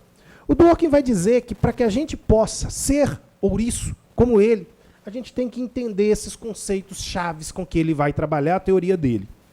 Bom, primeiro conceito, né, que é o conceito de interpretação. Tudo começa na interpretação. Ou seja, é através da teoria da interpretação que exige de nós um esforço hermenêutico, há uma moralidade na teoria da interpretação gadameriniana e dworkiniana. Todos nós temos que fazer o esforço de interpretar algo do melhor modo possível. Claro que o melhor modo possível tem limites, né? Tem limites. Tem todo texto, ele tem o seu limite. Senão eu realizo hiperinterpretações, como, por exemplo, vai dizer o professor Humberto Eco. Né? Não dá, claro, para ir além. Eu não posso pegar uma obra, como, por exemplo, Assassinato no Expresso Oriente, da Agatha Christie, e eu tenho que entender que esse livro é um livro bacana, é um livro divertido, é um livro que a gente, sei lá, senta na rede e lê ele assim numa tacada só, porque nos prende a atenção. Mas ele é só isso. Ele é um excelente livro policial, mas ele é só isso. Ele não é um tratado de criminologia. Né? Da mesma forma, né, aqueles que queiram, sei lá, ler Harry Potter, eu não recomendo muito isso não, me desculpem, mas aqueles que queiram ler Harry Potter vão perceber, da mesma forma, é uma obra de pura entretenimento, né? É um best-seller, voltado para um público, inclusive, muito expressivo. Né? Meu sobrinho, de 12 anos, quando ele lê Harry Potter empolgado, eu falo, pô, bacana, Daniel, bacana. Quando você vê uns marmanjos de 30 e poucos, deslumbrados, você fala assim, eu acho que algo está fora do compasso. Mas, bom, paciência. Né? Cada um evolui ou involui no seu próprio tempo. O que acontece aqui? O que o Dworkin está dizendo é, há um limite. Há um limite dentro do paradigma em que aquela obra está sendo colocada e está sendo construída. E o objetivo, então, dessa interpretação que ele está propondo é exatamente realizar, assumir na sua matriz fundamental a ideia da hermenêutica e a ideia da integridade. A integridade é uma virtude hermenêutica extremamente importante para a teoria dworkiniana, né? Porque ela nos obriga a ser coerentes, mas uma coerência mais fina, uma coerência especial. Isso, daqui a pouco vocês vão ver, tem tudo a ver com a discussão sobre precedentes. A integridade, ela traz aqui mais do que a máxima de que nós temos que repetir as coisas. Né? Nós temos que repetir aquilo que realmente se mostra historicamente como certo e temos também que abandonar aquilo que nós percebemos equivocados. Mas a coerência, ela exige de nós um esforço. Ser coerente cansa. Ser coerente cansa muito. Mas, infelizmente, na academia, nós precisamos ser coerentes. Né? Acho que uma das coisas, já que o desembargador Câmara me permite, né, eu cobrei dele na banca, foi isso, coerência. Você levanta a bandeira, onde você diz, eu sou dworkiniano. Beleza, meu amigo, então vamos ter que nivelar aqui e vamos ter que manter isso. Tudo aquilo que o Dworkin não autoriza, eu vou te cobrar coerência. Eu vou dizer, olha, ele não aceitaria isso. Ele não aceitaria isso. Então, ele não aceitaria isso porque no texto tal ele mostra que você está errado. E aí a gente foi mais ou menos 1h30 de conversa. Bom, o que acontece aqui? Né? Coerência dá trabalho. Coerência dá trabalho. Só para ilustrar, eu estou terminando um texto, né, para discutir isso, num formato um pouco mais alegórico para o Conjur, que se chama exatamente isso, né, a tortuosa virtude da coerência. E esse texto, né, ele surgiu exatamente de um debate desse semestre, de sala de professores na PUC Minas, uma professora de Direito Empresarial, suscitando uma discussão acerca de um ponto de tangência entre o processo civil e o direito empresarial, né, lá no campo do procedimento falimentar, Ela me fez uma determinada pergunta acerca da minha posição sobre aquilo. E eu disse para ela, olha, né, ela virou e falou, olha, você sabe que existem duas teorias, uma defendida pelos processualistas, uma defendida pelos empresarialistas sobre esse ponto aqui e tal. Qual você segue? E eu respondi para ela, professora, acerta. Acerta. Eu sigo a teoria certa. Né, porque me parece incoerente, sabendo que a errada é errada, seguir pela errada. Ela olhou assim, meio com a cara, tipo, arrogante, né, mas não falou nada. Aí mas tentou argumentar, o que foi positivo. Aí ela vira e diz o seguinte, mas existem duas correntes. Eu falei, existem duas correntes. Me permita explicar a minha corrente. Corrente, supostamente, dos processualistas. E expliquei a corrente dos processualistas, os principais argumentos. E disse para ela, eu conheço a sua corrente dos empresarialistas e essa é a base da sua afirmação. Mas qual é o problema? A minha corrente critica esse pressuposto e esse pressuposto. Nunca li nenhum autor de direito empresarial que rebatesse esses pressupostos. Se você me mostrar que esses pressupostos estão corretos e que essas críticas não prosperam, eu vou dizer que a sua corrente é a corrente correta. Ela olhou, falou, você me colocou num beco, eu não sei sair. Eu falei, então você segue a corrente errada. Você segue a corrente errada. Se você não tem argumentos para trazer para mim, para mostrar que eu estou errado, se você não consegue explicitar o seu raciocínio, você está errado. Então, se você for coerente, você vai dizer que você está errado e assumir a outra corrente. A corrente da coerência, entretanto, ela tem que ser vivida hermeneuticamente na vida da gente como um todo. Isso dá trabalho. Exige de nós argumentar, exige de nós fundamentar. Isso dá trabalho. Esse é o ponto.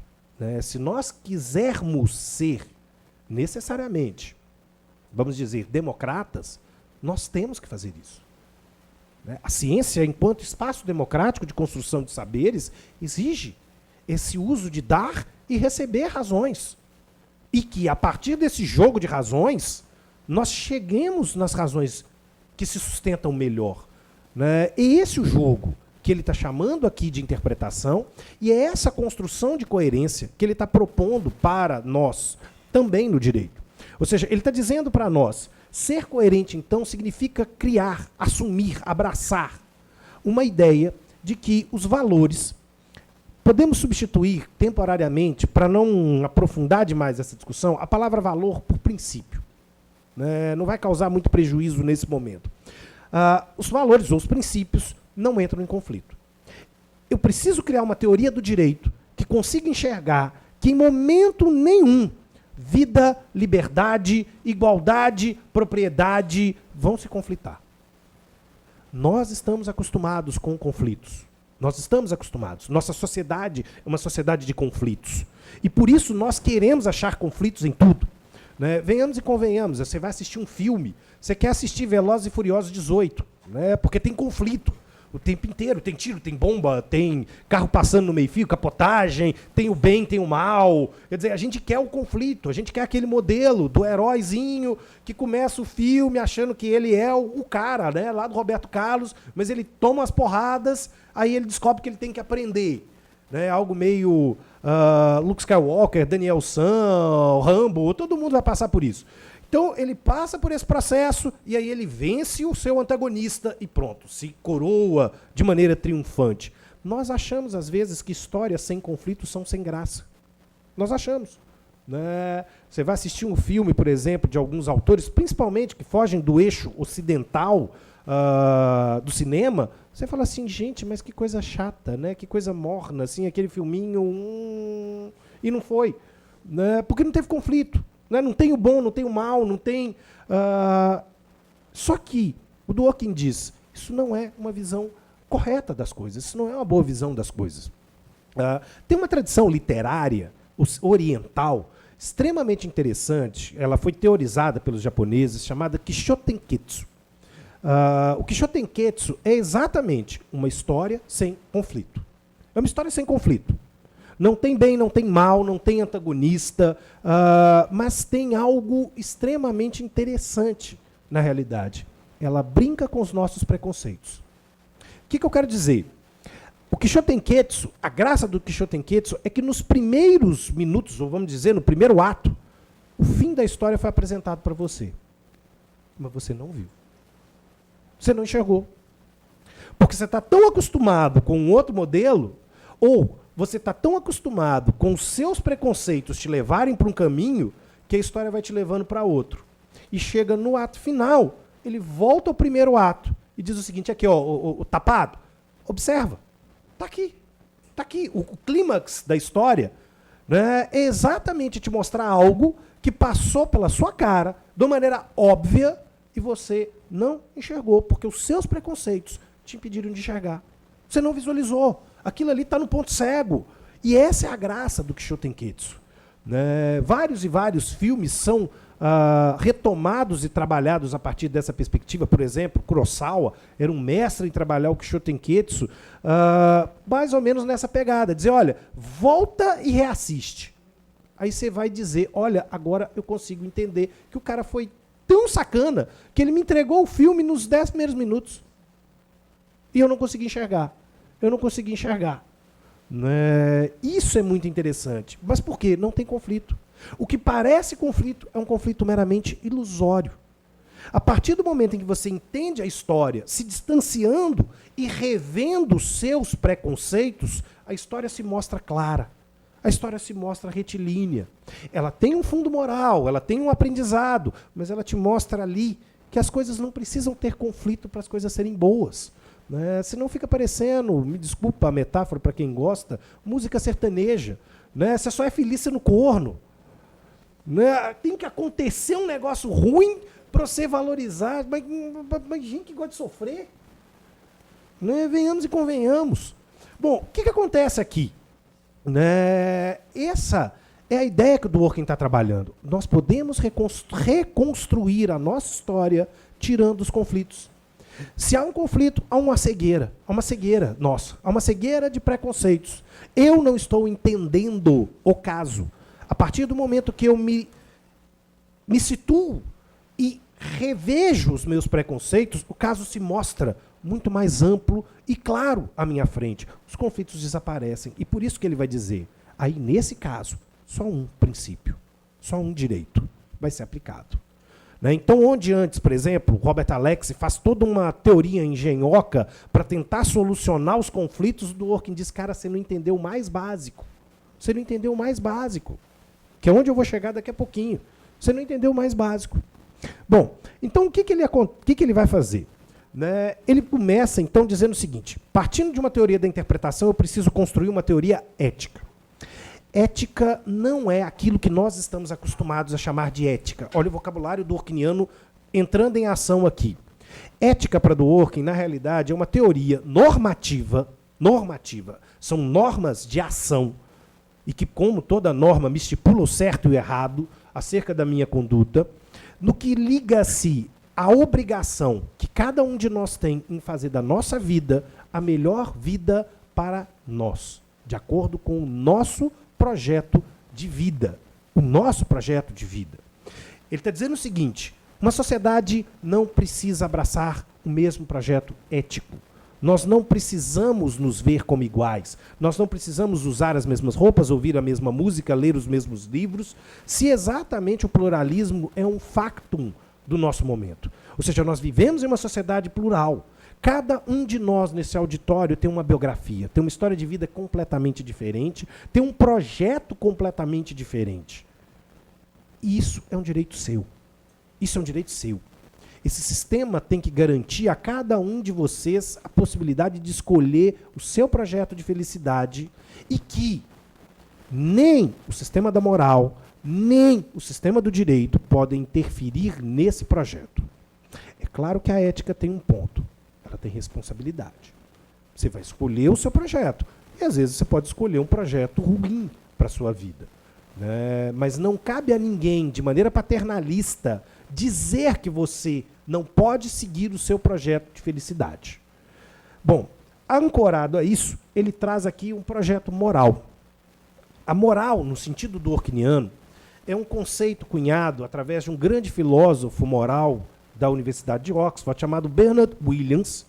E o Williams ele vai dizer o seguinte, contra toda a tradição, Kant, Hegel e etc., se ética está ligada a um projeto de felicidade individual, está ligada a um conjunto de valores com aquilo que é mais precioso para nós, e aí cada um de nós tem aquilo como mais precioso.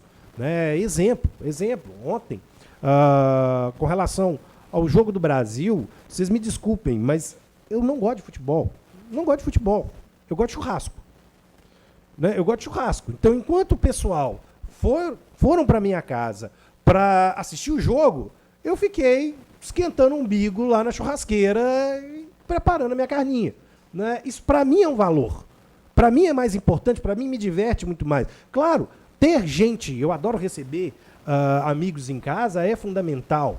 Né? Então, para mim, a casa tá cheia, o pessoal tá lá animado com o jogo. Vocês podem ver o jogo, mas eu cuido da picanha ali para ela não esturricar. Deixa ela comigo, que eu cuido. É o meu valor. É o meu valor. Isso é bom ou mal para mim.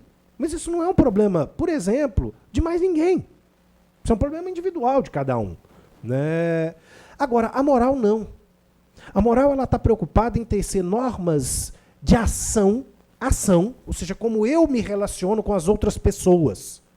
E aí ela vai me definir normas justas ou injustas. É justo agir assim, é injusto agir assado. Qual é o ponto? Essa teoria moral, ela parte do pressuposto de que eu só consigo agir com justiça, primeiro, se eu respeitar os limites éticos de cada um. Se eu entender que o projeto de vida de cada um é de cada um, e que, bom, se eu não quero assistir jogo, né, isso é um problema meu. Isso é um problema meu. Minha esposa não entende. O tempo inteiro ela está assim, vem com a gente. Deixa eu cuidar da carne.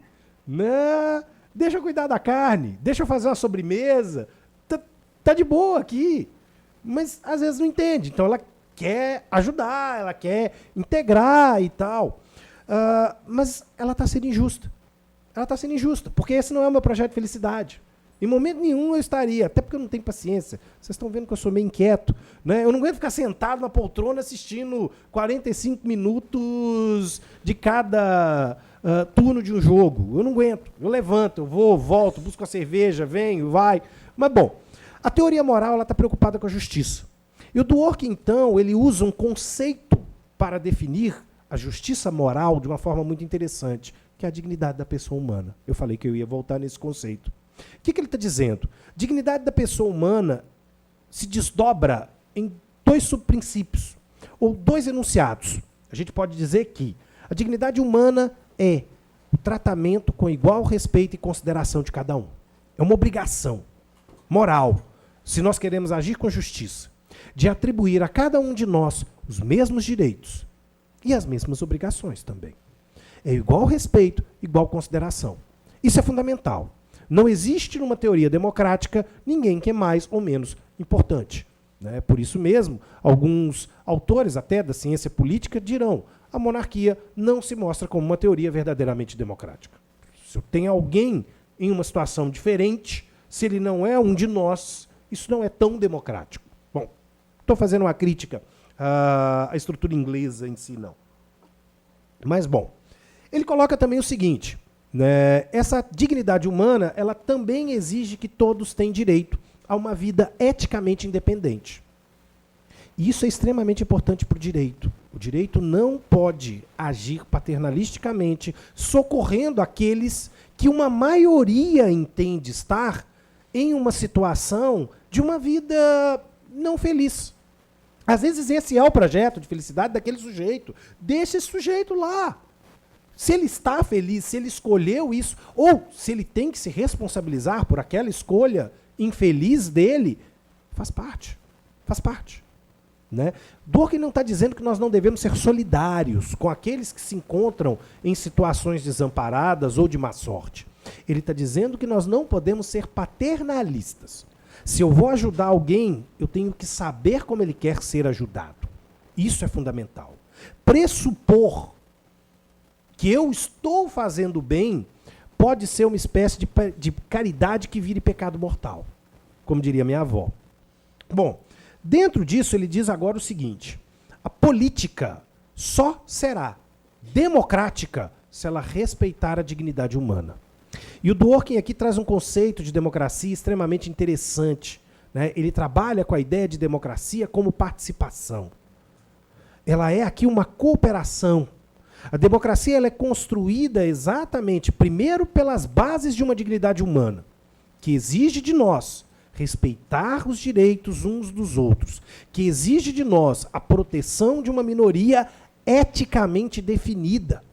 Ou seja, se essa minoria ela optou, se ela se insere como uma identidade e ela é minoria, ela tem direito de ser respeitada naquilo que é o seu padrão ético de vida.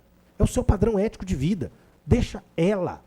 A democracia não é a vontade da maioria para Dworkin. Ele não é, por exemplo, aqui Stuart Mill.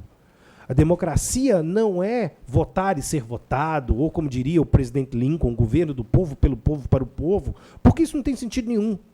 A democracia é contra-majoritária.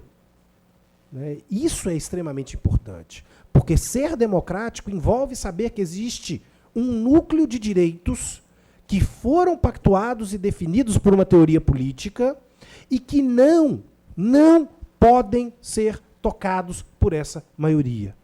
Não podem. A maioria não tem direito de mudar esse conteúdo que foi definido, por exemplo, constitucionalmente em alguns dos nossos direitos fundamentais. Não pode. Isso é extremamente valioso para a teoria dworkiniana.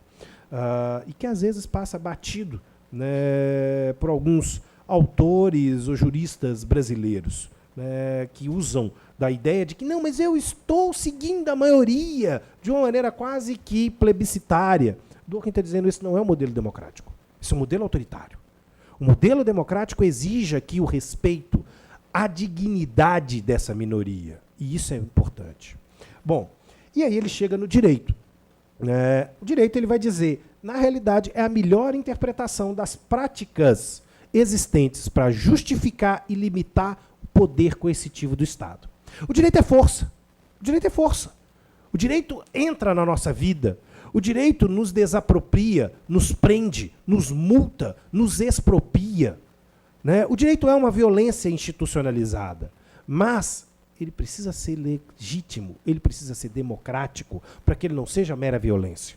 E como ele vai fazer isso? Sendo criado por uma teoria política que respeite a democracia. E uma teoria política que respeite a democracia leva a sério a ideia de dignidade humana. E para levar a sério a dignidade humana, tem que levar a sério o respeito à identidade e ao projeto ético de vida de cada um. Olha como é que ele não é arquimediano.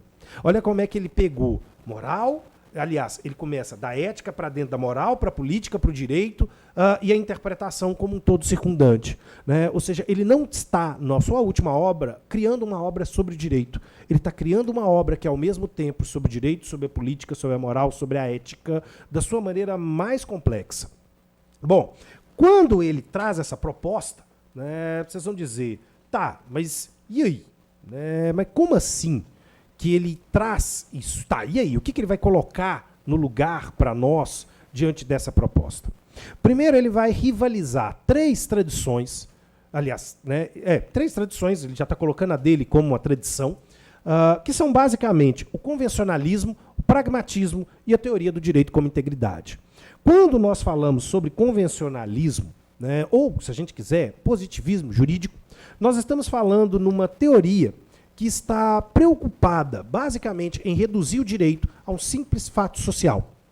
Toda a teoria positivista, todas as versões de positivismo que nós temos, desde a escola de exegese, lá com Duranton, Proudhon, caminhando para François Genie, Ehring, Kelsen, Hart,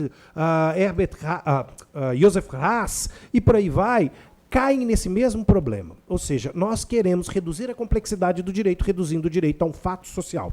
O direito é um acontecimento do passado. Se eu entender aquele acontecimento do passado, eu sei dizer o que é o direito. Eu poderia voltar no tempo às bases da formação daquele elemento fundamental, daquela norma jurídica, e através dessa redução a um fato social, eu conseguiria entender o seu sentido correto. Basicamente, é o que o positivismo está nos defendendo. E o Dworkin vai fazer uma crítica a isso. Bom, por quê? Ele está dizendo o seguinte, quando nós reduzimos o direito a um fato social, a interpretação da norma ela se torna reduzida, por exemplo, àquilo que o legislador ou um tribunal disse do passado. Se eu quero saber o que eles disseram, eu volto arqueologicamente àquele arcabouço, vejo o que eles discutiram para tentar entender. Só que o Dworkin está dizendo, isso não é uma boa prática interpretativa. Por quê? Porque, mais uma vez, ele trabalha com um modelo de interpretação que ele denomina de construtivo. O que eu quero dizer? Pensar a Constituição, por exemplo, né, para usar o exemplo dele, dos Estados Unidos, lá no final do século XVIII, é extremamente complicado. Ora, pensar que eu tenho, e essa é uma corrente de pensamento que ainda existe nos Estados Unidos, os originalistas, ou seja, eu tenho que ler o texto à luz daquilo que os chamados pais fundadores disseram, é algo extremamente complicado e torna o texto pobre. Ou seja, ler Hamlet tentando descobrir o que Shakespeare queria dizer não fará Hamlet um texto melhor. Ao contrário, fará Hamlet um texto pior. Na realidade, se nós formos capazes de perceber essas distâncias paradigmáticas que podem existir em Hamlet, mas na Constituição dos Estados Unidos, ou mesmo na Constituição de 88, nossa, nós vamos ser capazes de perceber essa distância. E aí, essa teoria ela não está preocupada, por exemplo, com a ideia de mens legislatórios. Ela não está tentando reconstruir um aspecto anímico, psicológico dos caras que criaram uma lei ou uma determinada decisão, seja uma súmula, seja lá o que for. Isso não interessa, isso não vai trazer o direito à melhor luz. Porque, inclusive, nós temos saltos paradigmáticos. Muitas vezes aquela decisão ela se dá num momento, num paradigma, num contexto, e nós superamos uma série de coisas. Bom, outro problema do positivismo é que ele reduz tudo à regra. O positivismo, para poder combater o justnaturalismo, que baseava em princípios, mas de uma ordem metafísica, Dworkin não trabalha nessa perspectiva, né, ele vai defender a ideia de que, então, essa metafísica pode ser morta através de uma ação política.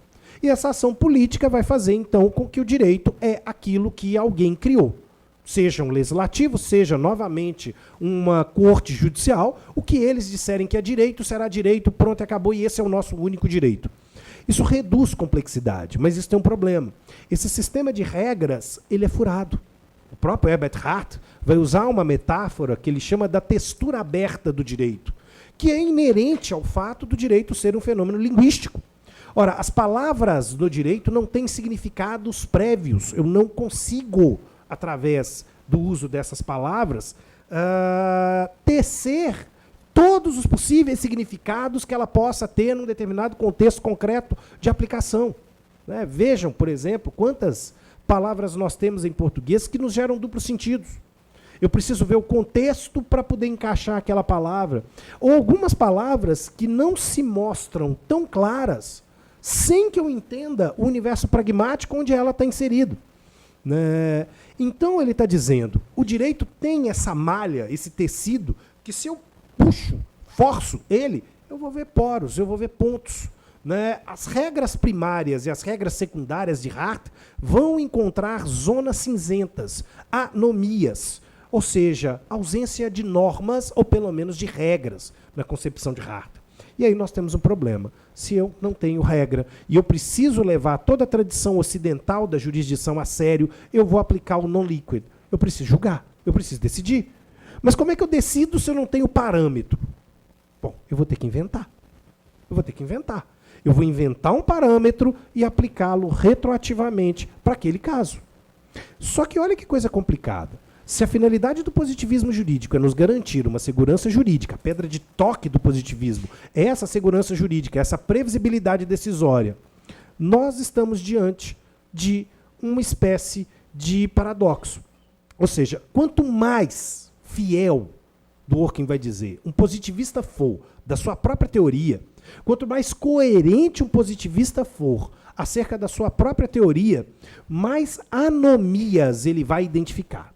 Mas ele vai perceber que nos contextos contemporâneos as normas do nosso passado não resolvem os nossos problemas. É fácil a gente imaginar isso. Né? Basta a gente pensar no salto de tecnologia e de mudança de vida que nós temos mais ou menos a cada 5 anos. Não vou nem dizer uma década, não. A cada 5 anos nós vivenciamos um universo revolucionário na nossa vida. Né? E às vezes uma coisinha boba, tipo um telefone celular, muda a vida da gente de uma forma que a gente não consegue dar conta. A gente não consegue dar conta dessa situação. E aí, o positivista que está preso ao passado, que está preso a meios legislatórios, vai descobrir que as coisas não se assentam mais. Então, eu vou ter cada vez menos normas para aplicar e cada vez mais espaços entre normas para preencher. Qual vai ser o grande problema disso tudo? Eu vou ter que apelar para a discricionariedade judicial. Eu vou ter que preencher isso através de uma criação que, para os positivistas jurídicos, não tem nenhum limite. Não tem nenhum limite. François Genis fala em fontes suplementares do direito, mas, por exemplo, o próprio Hans Kelsen, lá na sua Teoria Pura, no capítulo 8º, ele vai ir lá e dizer o seguinte: gente, esses métodos aí de integração do ordenamento jurídico são uma bobagem. O magistrado coloca a norma que ele quiser colocar, com o conteúdo que ele quiser colocar, e pronto, acabou. Pronto, acabou. O grande problema é, será que é possível democraticamente levar essa teoria a sério? Será que é possível aceitar que essa discricionariedade ela pode ser utilizada basicamente ao alvedrio do sistema jurídico, ao alvedrio da dignidade humana? Será que é possível entender que, e essa é uma frase, por exemplo, de um magistrado da Suprema Corte norte-americana, né, onde ele, numa nota de pé de página famosa, o Oliver Wendell Holmes, diz: eu julgo assim porque esse foi o meu café da manhã. Se eu tivesse comido ovos com bacon, talvez a minha pena pesaria menos nesse exato momento. Mas eu estava de regime, comi só, sei lá, né, uma bananinha, resultado. Hoje eu estou mal-humorado. Né? E é claro, existem estudos. Eu estou realizando, né, vai sair em agosto, uma publicação com um grande amigo nosso, o professor D.L. Nunes, onde a gente está trabalhando um pouquinho com psicologia cognitiva e teoria da decisão. Né? E aí a gente fez alguns estudos, por exemplo, acerca do comportamento decisório de alguns magistrados a partir do momento em que eles produziam sentenças antes ou depois de almoçar. Não, é sério, é sério. Eu vou apresentar os dados. Né? Eu vou apresentar os dados. A pena muda de peso. Se ele almoçou ou não almoçou. Né? Se ele almoçou feijoada ou se, na realidade, só a saladinha. Né? Quer dizer, a pegada nossa é tentar colocar um pouco de discussão nesse ponto. Né? Como é que fica isso, exatamente? Afinal de contas, gente, nós somos seres humanos. E essa teoria está preocupada com isso, em nos vermos como seres humanos. Então, ele vai dizer o seguinte: essa teoria não é uma boa teoria. Essa teoria não é uma boa teoria. A teoria do positivismo jurídico é uma teoria perigosa. Mas a teoria do realismo jurídico ou do pragmatismo, né, e esse aí é o jurista que decide com base naquilo que ele comeu no café da manhã, o juiz Holmes, da Suprema Corte, também não é mais atrativa. Afinal de contas, Holmes está dizendo para nós o seguinte: nós não temos direito. Não existe direito. Não existe segurança jurídica. Existe apenas o direito de ser julgado. E o direito será aquilo que o judiciário disser para nós que é o direito. Ponto. Ponto. Né? E no caso dele, ele vai dizer: eu, como membro da Suprema Corte, defino sobre as cortes federais e estaduais o que é o direito. Ponto. Logo, ele diz: nós só temos a impressão que temos direito. Nós só saberemos se temos direito se, num caso concreto, levado sub júdice, essa decisão for dada dizendo que alguém está certo e alguém está errado. Caímos no mesmo problema do positivismo jurídico. Caímos na discricionariedade. Poderemos apelar aqui, por exemplo, a uma tese do livre convencimento, mas poderemos dizer que esse juiz tem uma obrigação de decidir com base na maximização de riqueza, via lá análise econômica do direito ou qualquer coisa do gênero. Há N critérios que ligam o pragmatismo, o realismo jurídico, a uma legitimidade decisória, mas de base utilitarista. Ou seja, a função da decisão não é a decisão em si, mas o impacto que ela gera. Mais importante que a decisão são as consequências dessa decisão, e que o magistrado tem que ter consciência de que no momento em que ele decide desse jeito, ele vai estar exatamente produzindo consequências irreversíveis. Então ele diz, as consequências podem ser maximização de riqueza, maximização de felicidade, atendimento majoritário de um determinado grupo e por aí vai. Mas no fim, Se alguém abraça o realismo, ele está sendo coerente a uma teoria que diz que ninguém está certo ou errado e que nós estamos diante de um ceticismo jurídico. Cada um pensa uma coisa, cada um decide de uma coisa, e aquele que tiver estruturalmente a condição de dar a última palavra, então dará, e essa será a última palavra, porque o direito, como diz Dworkin, é coerção. Ele tem o poder coercitivo do Estado, ele tem o império aqui. Só que percebam, nenhuma dessas teorias elas são simpáticas, elas são agradáveis, né? Elas se mostram democráticas. Elas ligam a ideia dessa participação da sociedade.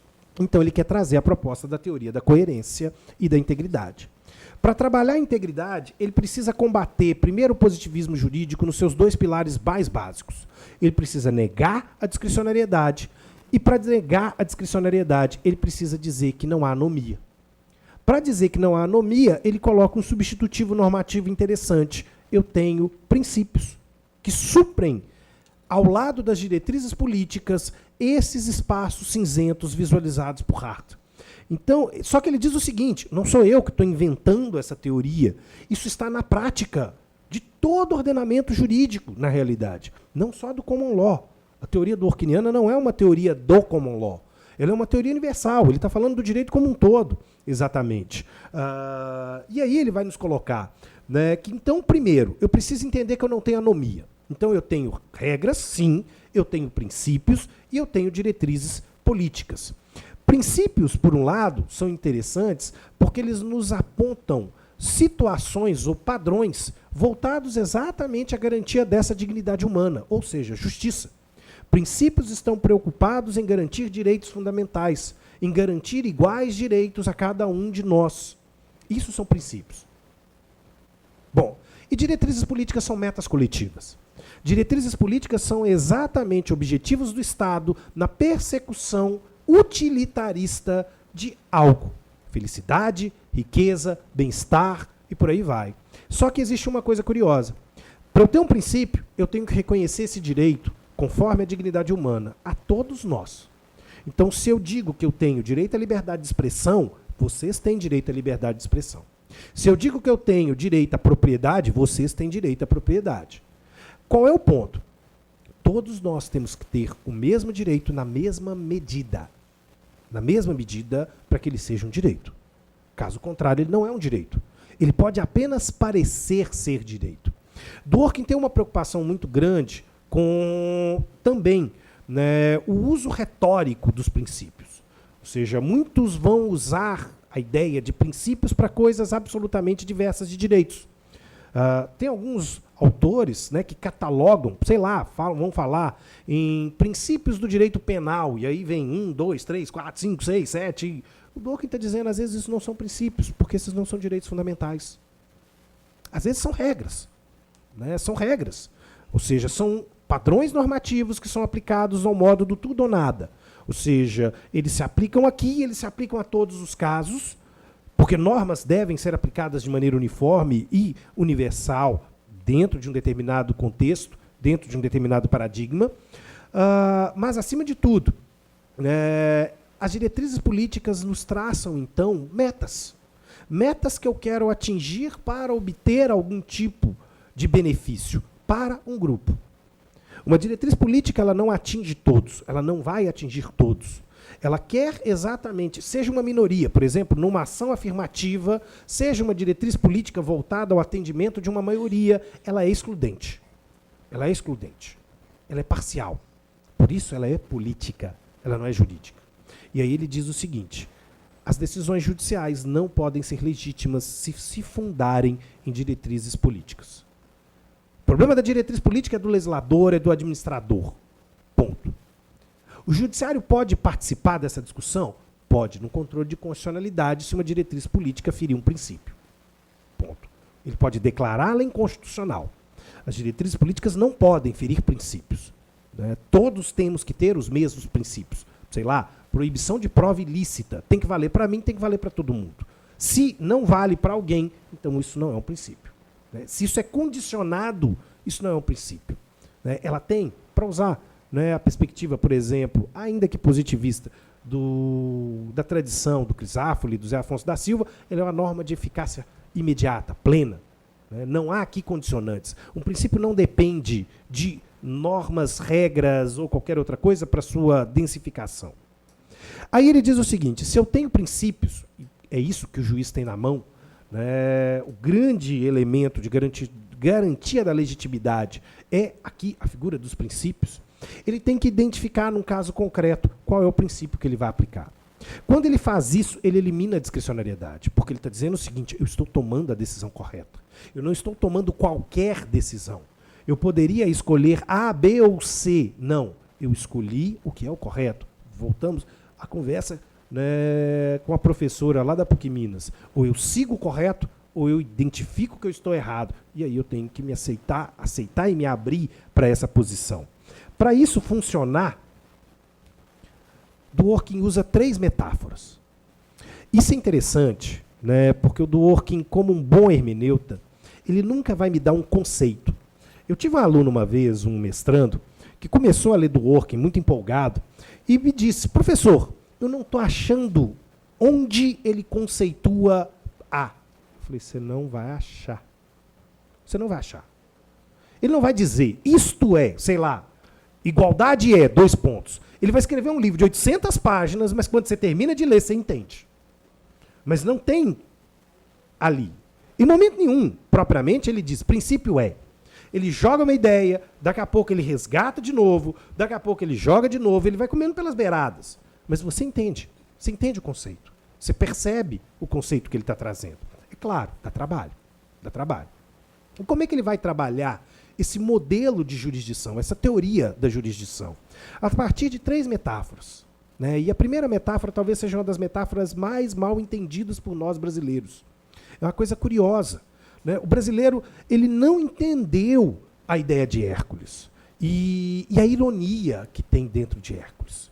Né? Hércules é uma ironia. Parece que talvez nós temos um déficit de teoria da mitologia grega. Né? Hércules é um semideus. Só que tem um detalhe. Os trabalhos que são impostos a Hércules para que ele prove a sua condição transcendente não foram impostos pelos deuses, foram impostos pelos homens. Qual é o ponto? Hércules tem os seus trabalhos como uma dívida que ele tem com os homens. Se ele quer transcender para o Olimpo, ele tem que pagar essa dívida com a humanidade, primeiro. E isso é extremamente importante. Dworkin não está exaltando Hércules ou tornando Hércules um ser impossível. Senhores, todos somos Hércules aqui. Todos somos Hércules. Todos podemos ser Hércules. Só depende de uma mudança de postura. Os autores brasileiros, né, exaltam muito, dizendo, olha, Hércules é uma figura sobre-humana com inteligência, paciência e capacidade de visão. Fica parecendo assim, uma espécie de Clark Kent de toga. Mas não é isso. Não é isso. Né? Hércules, na realidade, o que ele tem de especial? A forma com que ele lida com o direito. Com que ele lida com o direito. Como é que Hércules lida com o direito? E isso é a coisa talvez mais interessante. Qual é o problema? Nós somos dogmaticamente adestrados no positivismo jurídico. E esse adestramento, às vezes, nos cega para as posturas alternativas. Bom, o que seria isso? Dworkin diz o seguinte, e aí, lá no Império do Direito, ele começa com uma série de casos, que são casos chavões da tradição norte-americana, por exemplo, o caso Riggs versus Palmer, o caso Snail Darter, o caso da senhora Magolin, onde ele diz o seguinte, eu vou mostrar como Hércules pode decidir esses casos. E eu vou avaliar se as decisões que foram institucionalmente dadas foram ou não foram corretas a partir da minha teoria. Qual é a grande pegada? Né? Eu vou fazer uma redução de complexidade por causa do nosso tempo, mas só para que vocês percebam como ser Hércules. Né? Não é uma receita de bolo. Não é receita de bolo. Não é assim, passo 1, passo 2, passo 3, pronto, você virou Hércules certificado. Não. Na realidade é o seguinte, há uma mudança de postura que nós devemos ter para sermos Hércules. Hércules é um modelo do que é a prática hermenêutica. Bom, qual é o primeiro ponto? Né? Se cada um se depara com um caso, chega um caso para ser decidido, chega um processo para ser enfrentado, nos gabinetes de cada um dos senhores, a gente tem que pensar primeiro o seguinte, o que eu começo olhando? Para onde vai o meu olhar? Como funciona o meu processo decisório? Como é que eu decido? Qual é o grande ponto de Hércules? Hércules diz o seguinte, né? Aliás, Hércules não, Dworkin. Um positivista, ele começa a ler o caso pensando assim, isso aqui, ó, artigo 914 do Código Civil. Isso aqui é a súmula tal do STJ. Isso aqui, ó, tem um enunciado que diz isso aqui. E, na realidade, quando ele faz isso, ele se esquece do caso. Ele se esquece do caso concreto. Ele vai para um plano platônico e esquece do caso concreto. Só que tem um detalhe. Como é que ele conhece do caso concreto? As partes trazem para ele. As partes constroem com ele esse caso. Dworkin, em momento nenhum, usa a expressão contraditório ou coparticipação, mas, na realidade, a postura hermenêutica dele mostra que há um debate o tempo inteiro, há um diálogo entre os atores desse processo. O tempo inteiro, o autor está falando uma coisa, o réu está falando, o juiz está se pronunciando, e, novamente, se nós temos que agir com integridade, eu estou dando e exigindo razões de cada um desses partícipes do processo. Dentro dessa estrutura, é que o caso começa a ser construído. O Dworkin diz o seguinte, o Hércules não vai procurar uma norma antes dele entender o que ele tem nas mãos. Ele tem que julgar o caso, partindo do pressuposto que exatamente ele tem um dever para com a sociedade, tal como Hércules tem para com os gregos, e que então ele tem que enfrentar esse caso bem enfrentado. E aí, por isso a ironia do seu primeiro livro, levando os direitos a sério. Né? Se eu quero levar os direitos a sério, eu tenho que levar o caso a sério. Então, se eu sou capaz de decidir o caso, de compreender o meu caso, agora eu consigo entender a norma. Agora eu consigo identificar que tem uma que o tempo inteiro todos concordam que ela é aplicada no caso. Alguns concordam que sim, outros que não, mas algumas, ou uma, todos concordam que essa norma é aplicada. Mas qual é o problema? Como é que eu lido com o solipsismo no momento da decisão? Como é que eu lido com a ideia de consciência individual e transformo isso numa perspectiva hermenêutica paradigmática? Eu preciso submeter essa discussão a uma discussão para além do autor, do réu, do Ministério Público, de de amici curiae naquela situação. Eu tenho que discutir institucionalmente, eu tenho que discutir com a história, eu tenho que discutir com quem também decidiu casos parecidos com esse que eu decidi. E aí entra a teoria dos precedentes dworkiniano, sobre a forma de um romance, de uma metáfora muito bonita, que é a metáfora do romance em cadeia. A metáfora do romance em cadeia é a metáfora da posição hermenêutica, da evolução de um processo interpretativo. Basicamente começa com um exercício que a gente assiste em séries, filmes norte-americanos. Né? Imagina um bando de adolescentes sentados na beira de uma fogueira de acampamento, com uma lanterna ou alguma coisa do gênero, eles tiram na sorte. Todos nós aqui poderíamos ser, digamos assim, aquele que vai começar a contar essa nossa história. Né? Mas, bom, pela sorte eu fui sorteado e eu vou contar essa história, mas lembra da dignidade? Eu tenho iguais direitos, iguais responsabilidades. Então, todos nós vamos ter o mesmo tempo, 5 minutos. Então, durante 5 minutos, contado no relógio, eu vou começar uma história. Mas essa minha história, já que eu estou começando, eu vou desenvolver os personagens. Eu vou dar nome para esses personagens, eu vou dar as características desses personagens. Acabou os meus 5 minutos, eu vou passar para o desembargador César. Ele tem 5 minutos para continuar a minha história. Olha só, o desembargador César não vai brincar de telefone sem fio. Ele não vai repetir a minha história. Ele vai desenvolver a minha história.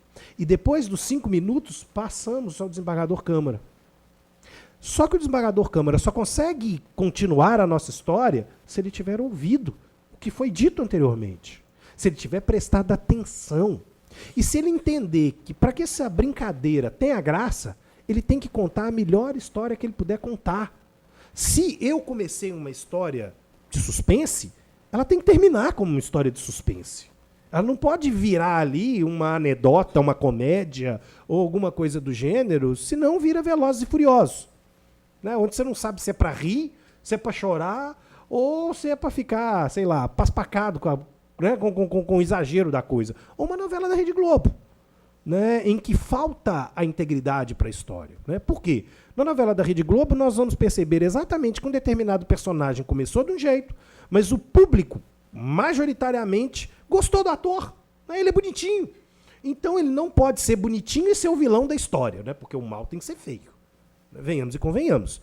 Né? O mal tem que ser personificado numa criatura horrenda. Então, se ele é bonitinho, o público gosta, está vendendo, sei lá, produto através de merchandising dele, então nós vamos ter que transformar ele no bonzinho da história. Bonzinho da história. É legal que a Globo tem um mecanismo hermenêutico também, do romance em cadeia dela, muito interessante. Se o personagem não tem muita solução, a gente atira ele de um carro do penhasco, né? Morre, pá. Repare, quase todas as histórias são assim. O personagem que tem baixa audiência, a gente joga ele do penhasco. Quer dizer, ou gente que morre de penhasco, que é personagem de novela da Rede Globo. Mas percebam, isso é a falta da coerência. Isso é a falta de uma responsabilidade de contar a melhor história. Qual é o ponto? Nós temos essa responsabilidade. Isso faz parte da cláusula democrática. Eu tenho essa responsabilidade de produzir a melhor decisão, continuando aquilo que foi feito. Quando o Dworkin faz isso, ele está dizendo: nós estamos desonerados de reinventar a roda a cada decisão. Eu vou ali no passado e trago aquilo que foi feito, mas não no que foi feito pelo Flávio, mas que foi feito por mim, pelo desembargador César, pelo desembargador Câmara, numa linha evolutiva. Ou seja, há uma progressividade, há um ganho qualitativo nesse direito. Porque, para toda a tradição ocidental, constitucional, existe também um princípio chamado proibição de retrocesso de direitos. Eu não posso voltar, eu tenho que ampliar. Nós temos que ser mais livres, nós temos que ser mais iguais, e não o inverso. Há uma responsabilidade. Né? Nossa Constituição consagra esse princípio da mesma forma que a Carta norte-americana consagra. Então, dentro dessa estrutura, o que está acontecendo? Uma cadeia de decisões. Essa cadeia de decisões, Dworkin diz, é um precedente. Isso é um precedente. É claro, um precedente diferente da forma como o nosso precedente ele é formado. Né? O nosso padrão decisório vinculante ele é formado, na realidade. Né? O que está acontecendo nessa perspectiva? Esse precedente, ele, ao longo da história, ele vai se mostrando o mais lógico, o mais correto, o mais certo. E se eu me vinculo a essa sociedade, aí a gente passa para a terceira metáfora, se eu faço parte dessa comunidade de princípios que reconhece os mesmos direitos a cada um e que eu estou dentro dela, eu tenho uma obrigação. Eu tenho uma obrigação de usar dessa história institucional. Essa história, ela é a jurisprudência, ela é a doutrina, ela é a legislação. Mas eu também tenho a percepção de que o que nos une, Dworkin vai dizer, não é o fato de que nós somos uma sociedade fraterna ou qualquer coisa do gênero. Eu não preciso gostar do meu vizinho para a gente viver bem, mas eu preciso respeitar os mesmos direitos para que a gente viva bem, necessariamente. Não é um elemento sentimental fraternal. Dworkin não está preocupado com isso, porque isso poderia envolver, por exemplo, algum caldo de cultura cristão. E nem todo mundo na nossa sociedade é e precisa ser cristão. Mas quando nós somos capazes de reduzir o nosso vínculo daquilo que a sociologia chama de solidariedade, ou seja, a amálgama que junta a nossa sociedade no direito, nós resolvemos esse problema. Nós resolvemos esse problema. Eu não preciso ter afinidade com ninguém para gostar de algo, para respeitar os direitos de alguém. E aí, por outro lado, no momento em que o processo decisório institucional ele está se formando e o magistrado faz parte dessa sociedade, ele tem que dialogar com essa sociedade. Ele deve respeito a isso, porque ele é parte dessa sociedade. Ele vai dar razões, ele vai ouvir razões, ele vai avaliar razões. E quando um precedente ele é aplicado, e não tem como ele ser aplicado nesse modelo, vamos dizer, sem levar em conta um dever de contraditório de um lado e de fundamentação do outro. Isso é muito importante. Né? A teoria dworkiniana, de certo modo, é uma teoria em contraditório, é uma teoria preocupada com um modelo constitucional de processo. Dworkin fala que a integridade ela se assenta em 3 tripés, na realidade. Né? Ele fala em justiça, ele fala, e aqui há um erro de tradução no Império do Direito, porque o tradutor brasileiro chama de equidade, o que em inglês é fairness. Fairness é jogo limpo, é regra do jogo, é jogo igual, né? E isso precisa ser lembrado. Né? Por isso, alguns autores, como eu, falam em equanimidade para não remeter a uma tradição aristotélica. A equidade muda tudo. Né? Ele nunca falou em equidade, ele nunca pensou aristotelicamente. E devido processo. Ele diz, não tem como ter integridade sem devido processo. Devido processo é fundamental. Entendendo aqui o contraditório, o dever de fundamentação, a isonomia, a ampla defesa, a proibição de provas ilícitas, entre tantos outros princípios processuais. Mas aqui é um ponto interessante. A fundamentação é a pedra de toque para essa teoria. Por quê?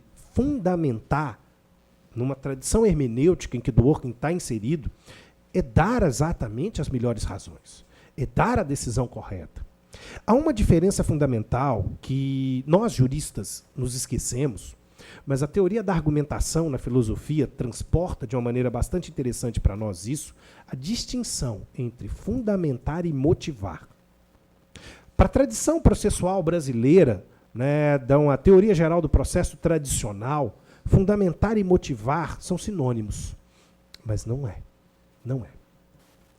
Motivar é de cunho individual. Motivo quando eu dou razões para que justifiquem um fim a que eu estou buscando. Motivar é simplesmente trabalhar meio para fim. Eu motivo se eu tenho a escolha de um meio racional. Vou dar um exemplo, né? Esse exemplo é de um professor lá do PPGD da PUC, o professor Antônio Cota Marçal. O professor Antônio Cota Marçal diz o seguinte: eu posso encontrar motivos para um fim, como, por exemplo, estar com sede. Esse é meu fim. Para matar a minha sede, cada um de vocês pode optar por N meios. Podem beber um copo d'água, podem uma limonada suíça, podem um suco de laranja, podem, sei lá, um chopp, e alguém pode querer até beber água de bateria. Só tem um problema. Água de bateria mata a sede, mas te mata junto. Esse não é um meio racional. Isso não é um meio racional. Né? Você só quer matar a sede, você não quer cometer suicídio. Então esse meio está arriscado. Mas a opção entre água, limonada suíça, Coca-Cola ou, sei lá, cada um de vocês tem. Cada um de vocês vai optar. Isso é meramente motivar. Percebam, não tem nenhuma razão no sentido de uma perspectiva discursiva democrática. Não tem contraditório. Alguém pode te convencer a não tomar uma Coca-Cola e tomar uma água mineral com, sei lá, limão espremido. Você diz, mas eu não gosto. Ponto. Morreu o assunto. Aquilo não vai desenvolver. Se nós motivarmos ou nos limitarmos a entender que o 489, parágrafo 1º, ainda é uma expressão de motivação, nós não vamos conseguir trabalhar numa perspectiva democrática a atividade jurisdicional. Nós não vamos conseguir trabalhar, inclusive, sequer em contraditório, porque eu estou fechando no meu sem me obrigar a dar razões e receber razões dos meus interlocutores processuais. Por isso mesmo, eu preciso fundamentar. A fundamentação ela exige a busca pela decisão correta. Ela exige, então, que eu dê razões, receba razões, pondere as razões e decida a partir dessas razões, mostrando para o outro por que, inclusive, eu nego a validade dos argumentos que ele está me trazendo.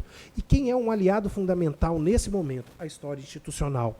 Novamente, os precedentes se mostram ferramentas fundamentais para dizer o seguinte: eu não estou tirando um coelho da cartola, eu não estou produzindo surpresa. Na realidade, isso está na história, a gente consegue acompanhar essa linha de transformação que o direito está nos apresentando. Percebam aqui, dá trabalho? Dá muito trabalho. Mas aí é o problema. Isso é uma opção ou não? Né? Podemos optar por sermos antidemocráticos? O Dworkin tem um texto muito interessante, que, só para fechar a minha fala, extrapolando um pouquinho o meu tempo, que se chama, né, Como Ler Hart e Ter uma Boa Noite de Sono. Quer dizer, eu posso ler um autor que eu estou criticando, eu posso ler um autor que eu estou chamando de antidemocrático e ter uma boa noite de sono. Bom, se eu quiser seguir Hart e ter uma boa noite de sono, eu até posso. Mas isso vai ter um preço. Isso vai ter um preço. Institucionalmente, dentro da história institucional, isso vai ter um preço. Né? A história vai nos cobrar esse preço. Percebam, essa é uma teoria diferente. Né? Talvez para alguns ela possa ser até uma teoria anedótica. Né? Alguns podem sair daqui dizendo, nossa, aqui foi legal, foi divertido, passamos o tempo. E não deixar como eu disse no início, essa sementinha que eu tentei plantar, fecundar.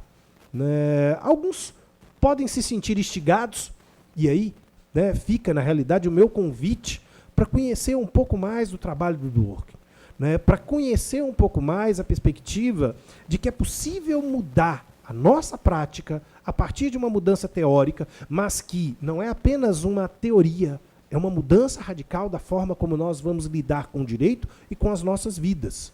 Né? E que eu costumo dizer que essa mudança ela é gratificante. Ela, mais do que hard, traz uma boa noite de sono.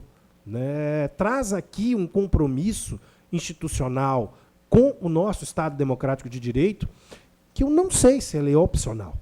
Eu gostaria de vender a ideia de que não é uma opção. Todos nós temos uma obrigação institucional. Todos nós devemos buscar essa obrigação institucional, ainda que ela nos dê trabalho. Mas dá. Viver em democracia dá trabalho. Não tem outro jeito. Não tem outra forma. Né? Claro, a gente pode optar por ser algo tipo um náufrago de Tom Hanks e fugir aqui desse Estado e ter menos trabalho. Né? Mas enquanto vivemos em sociedade, esse trabalho existe, gente. E ele não é penoso. Né? O meu convite final, então, é, por favor, na atividade jurisdicional de cada um dos senhores, sejam mais Hércules. Obrigado.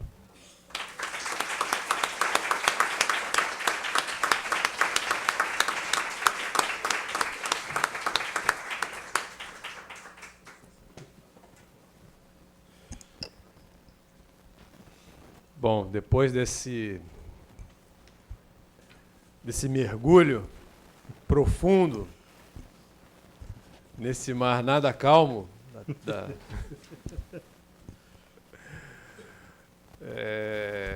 sobre Ronald Dworkin, a teoria de Ronald Dworkin, eu vou aceitar aqui a proposta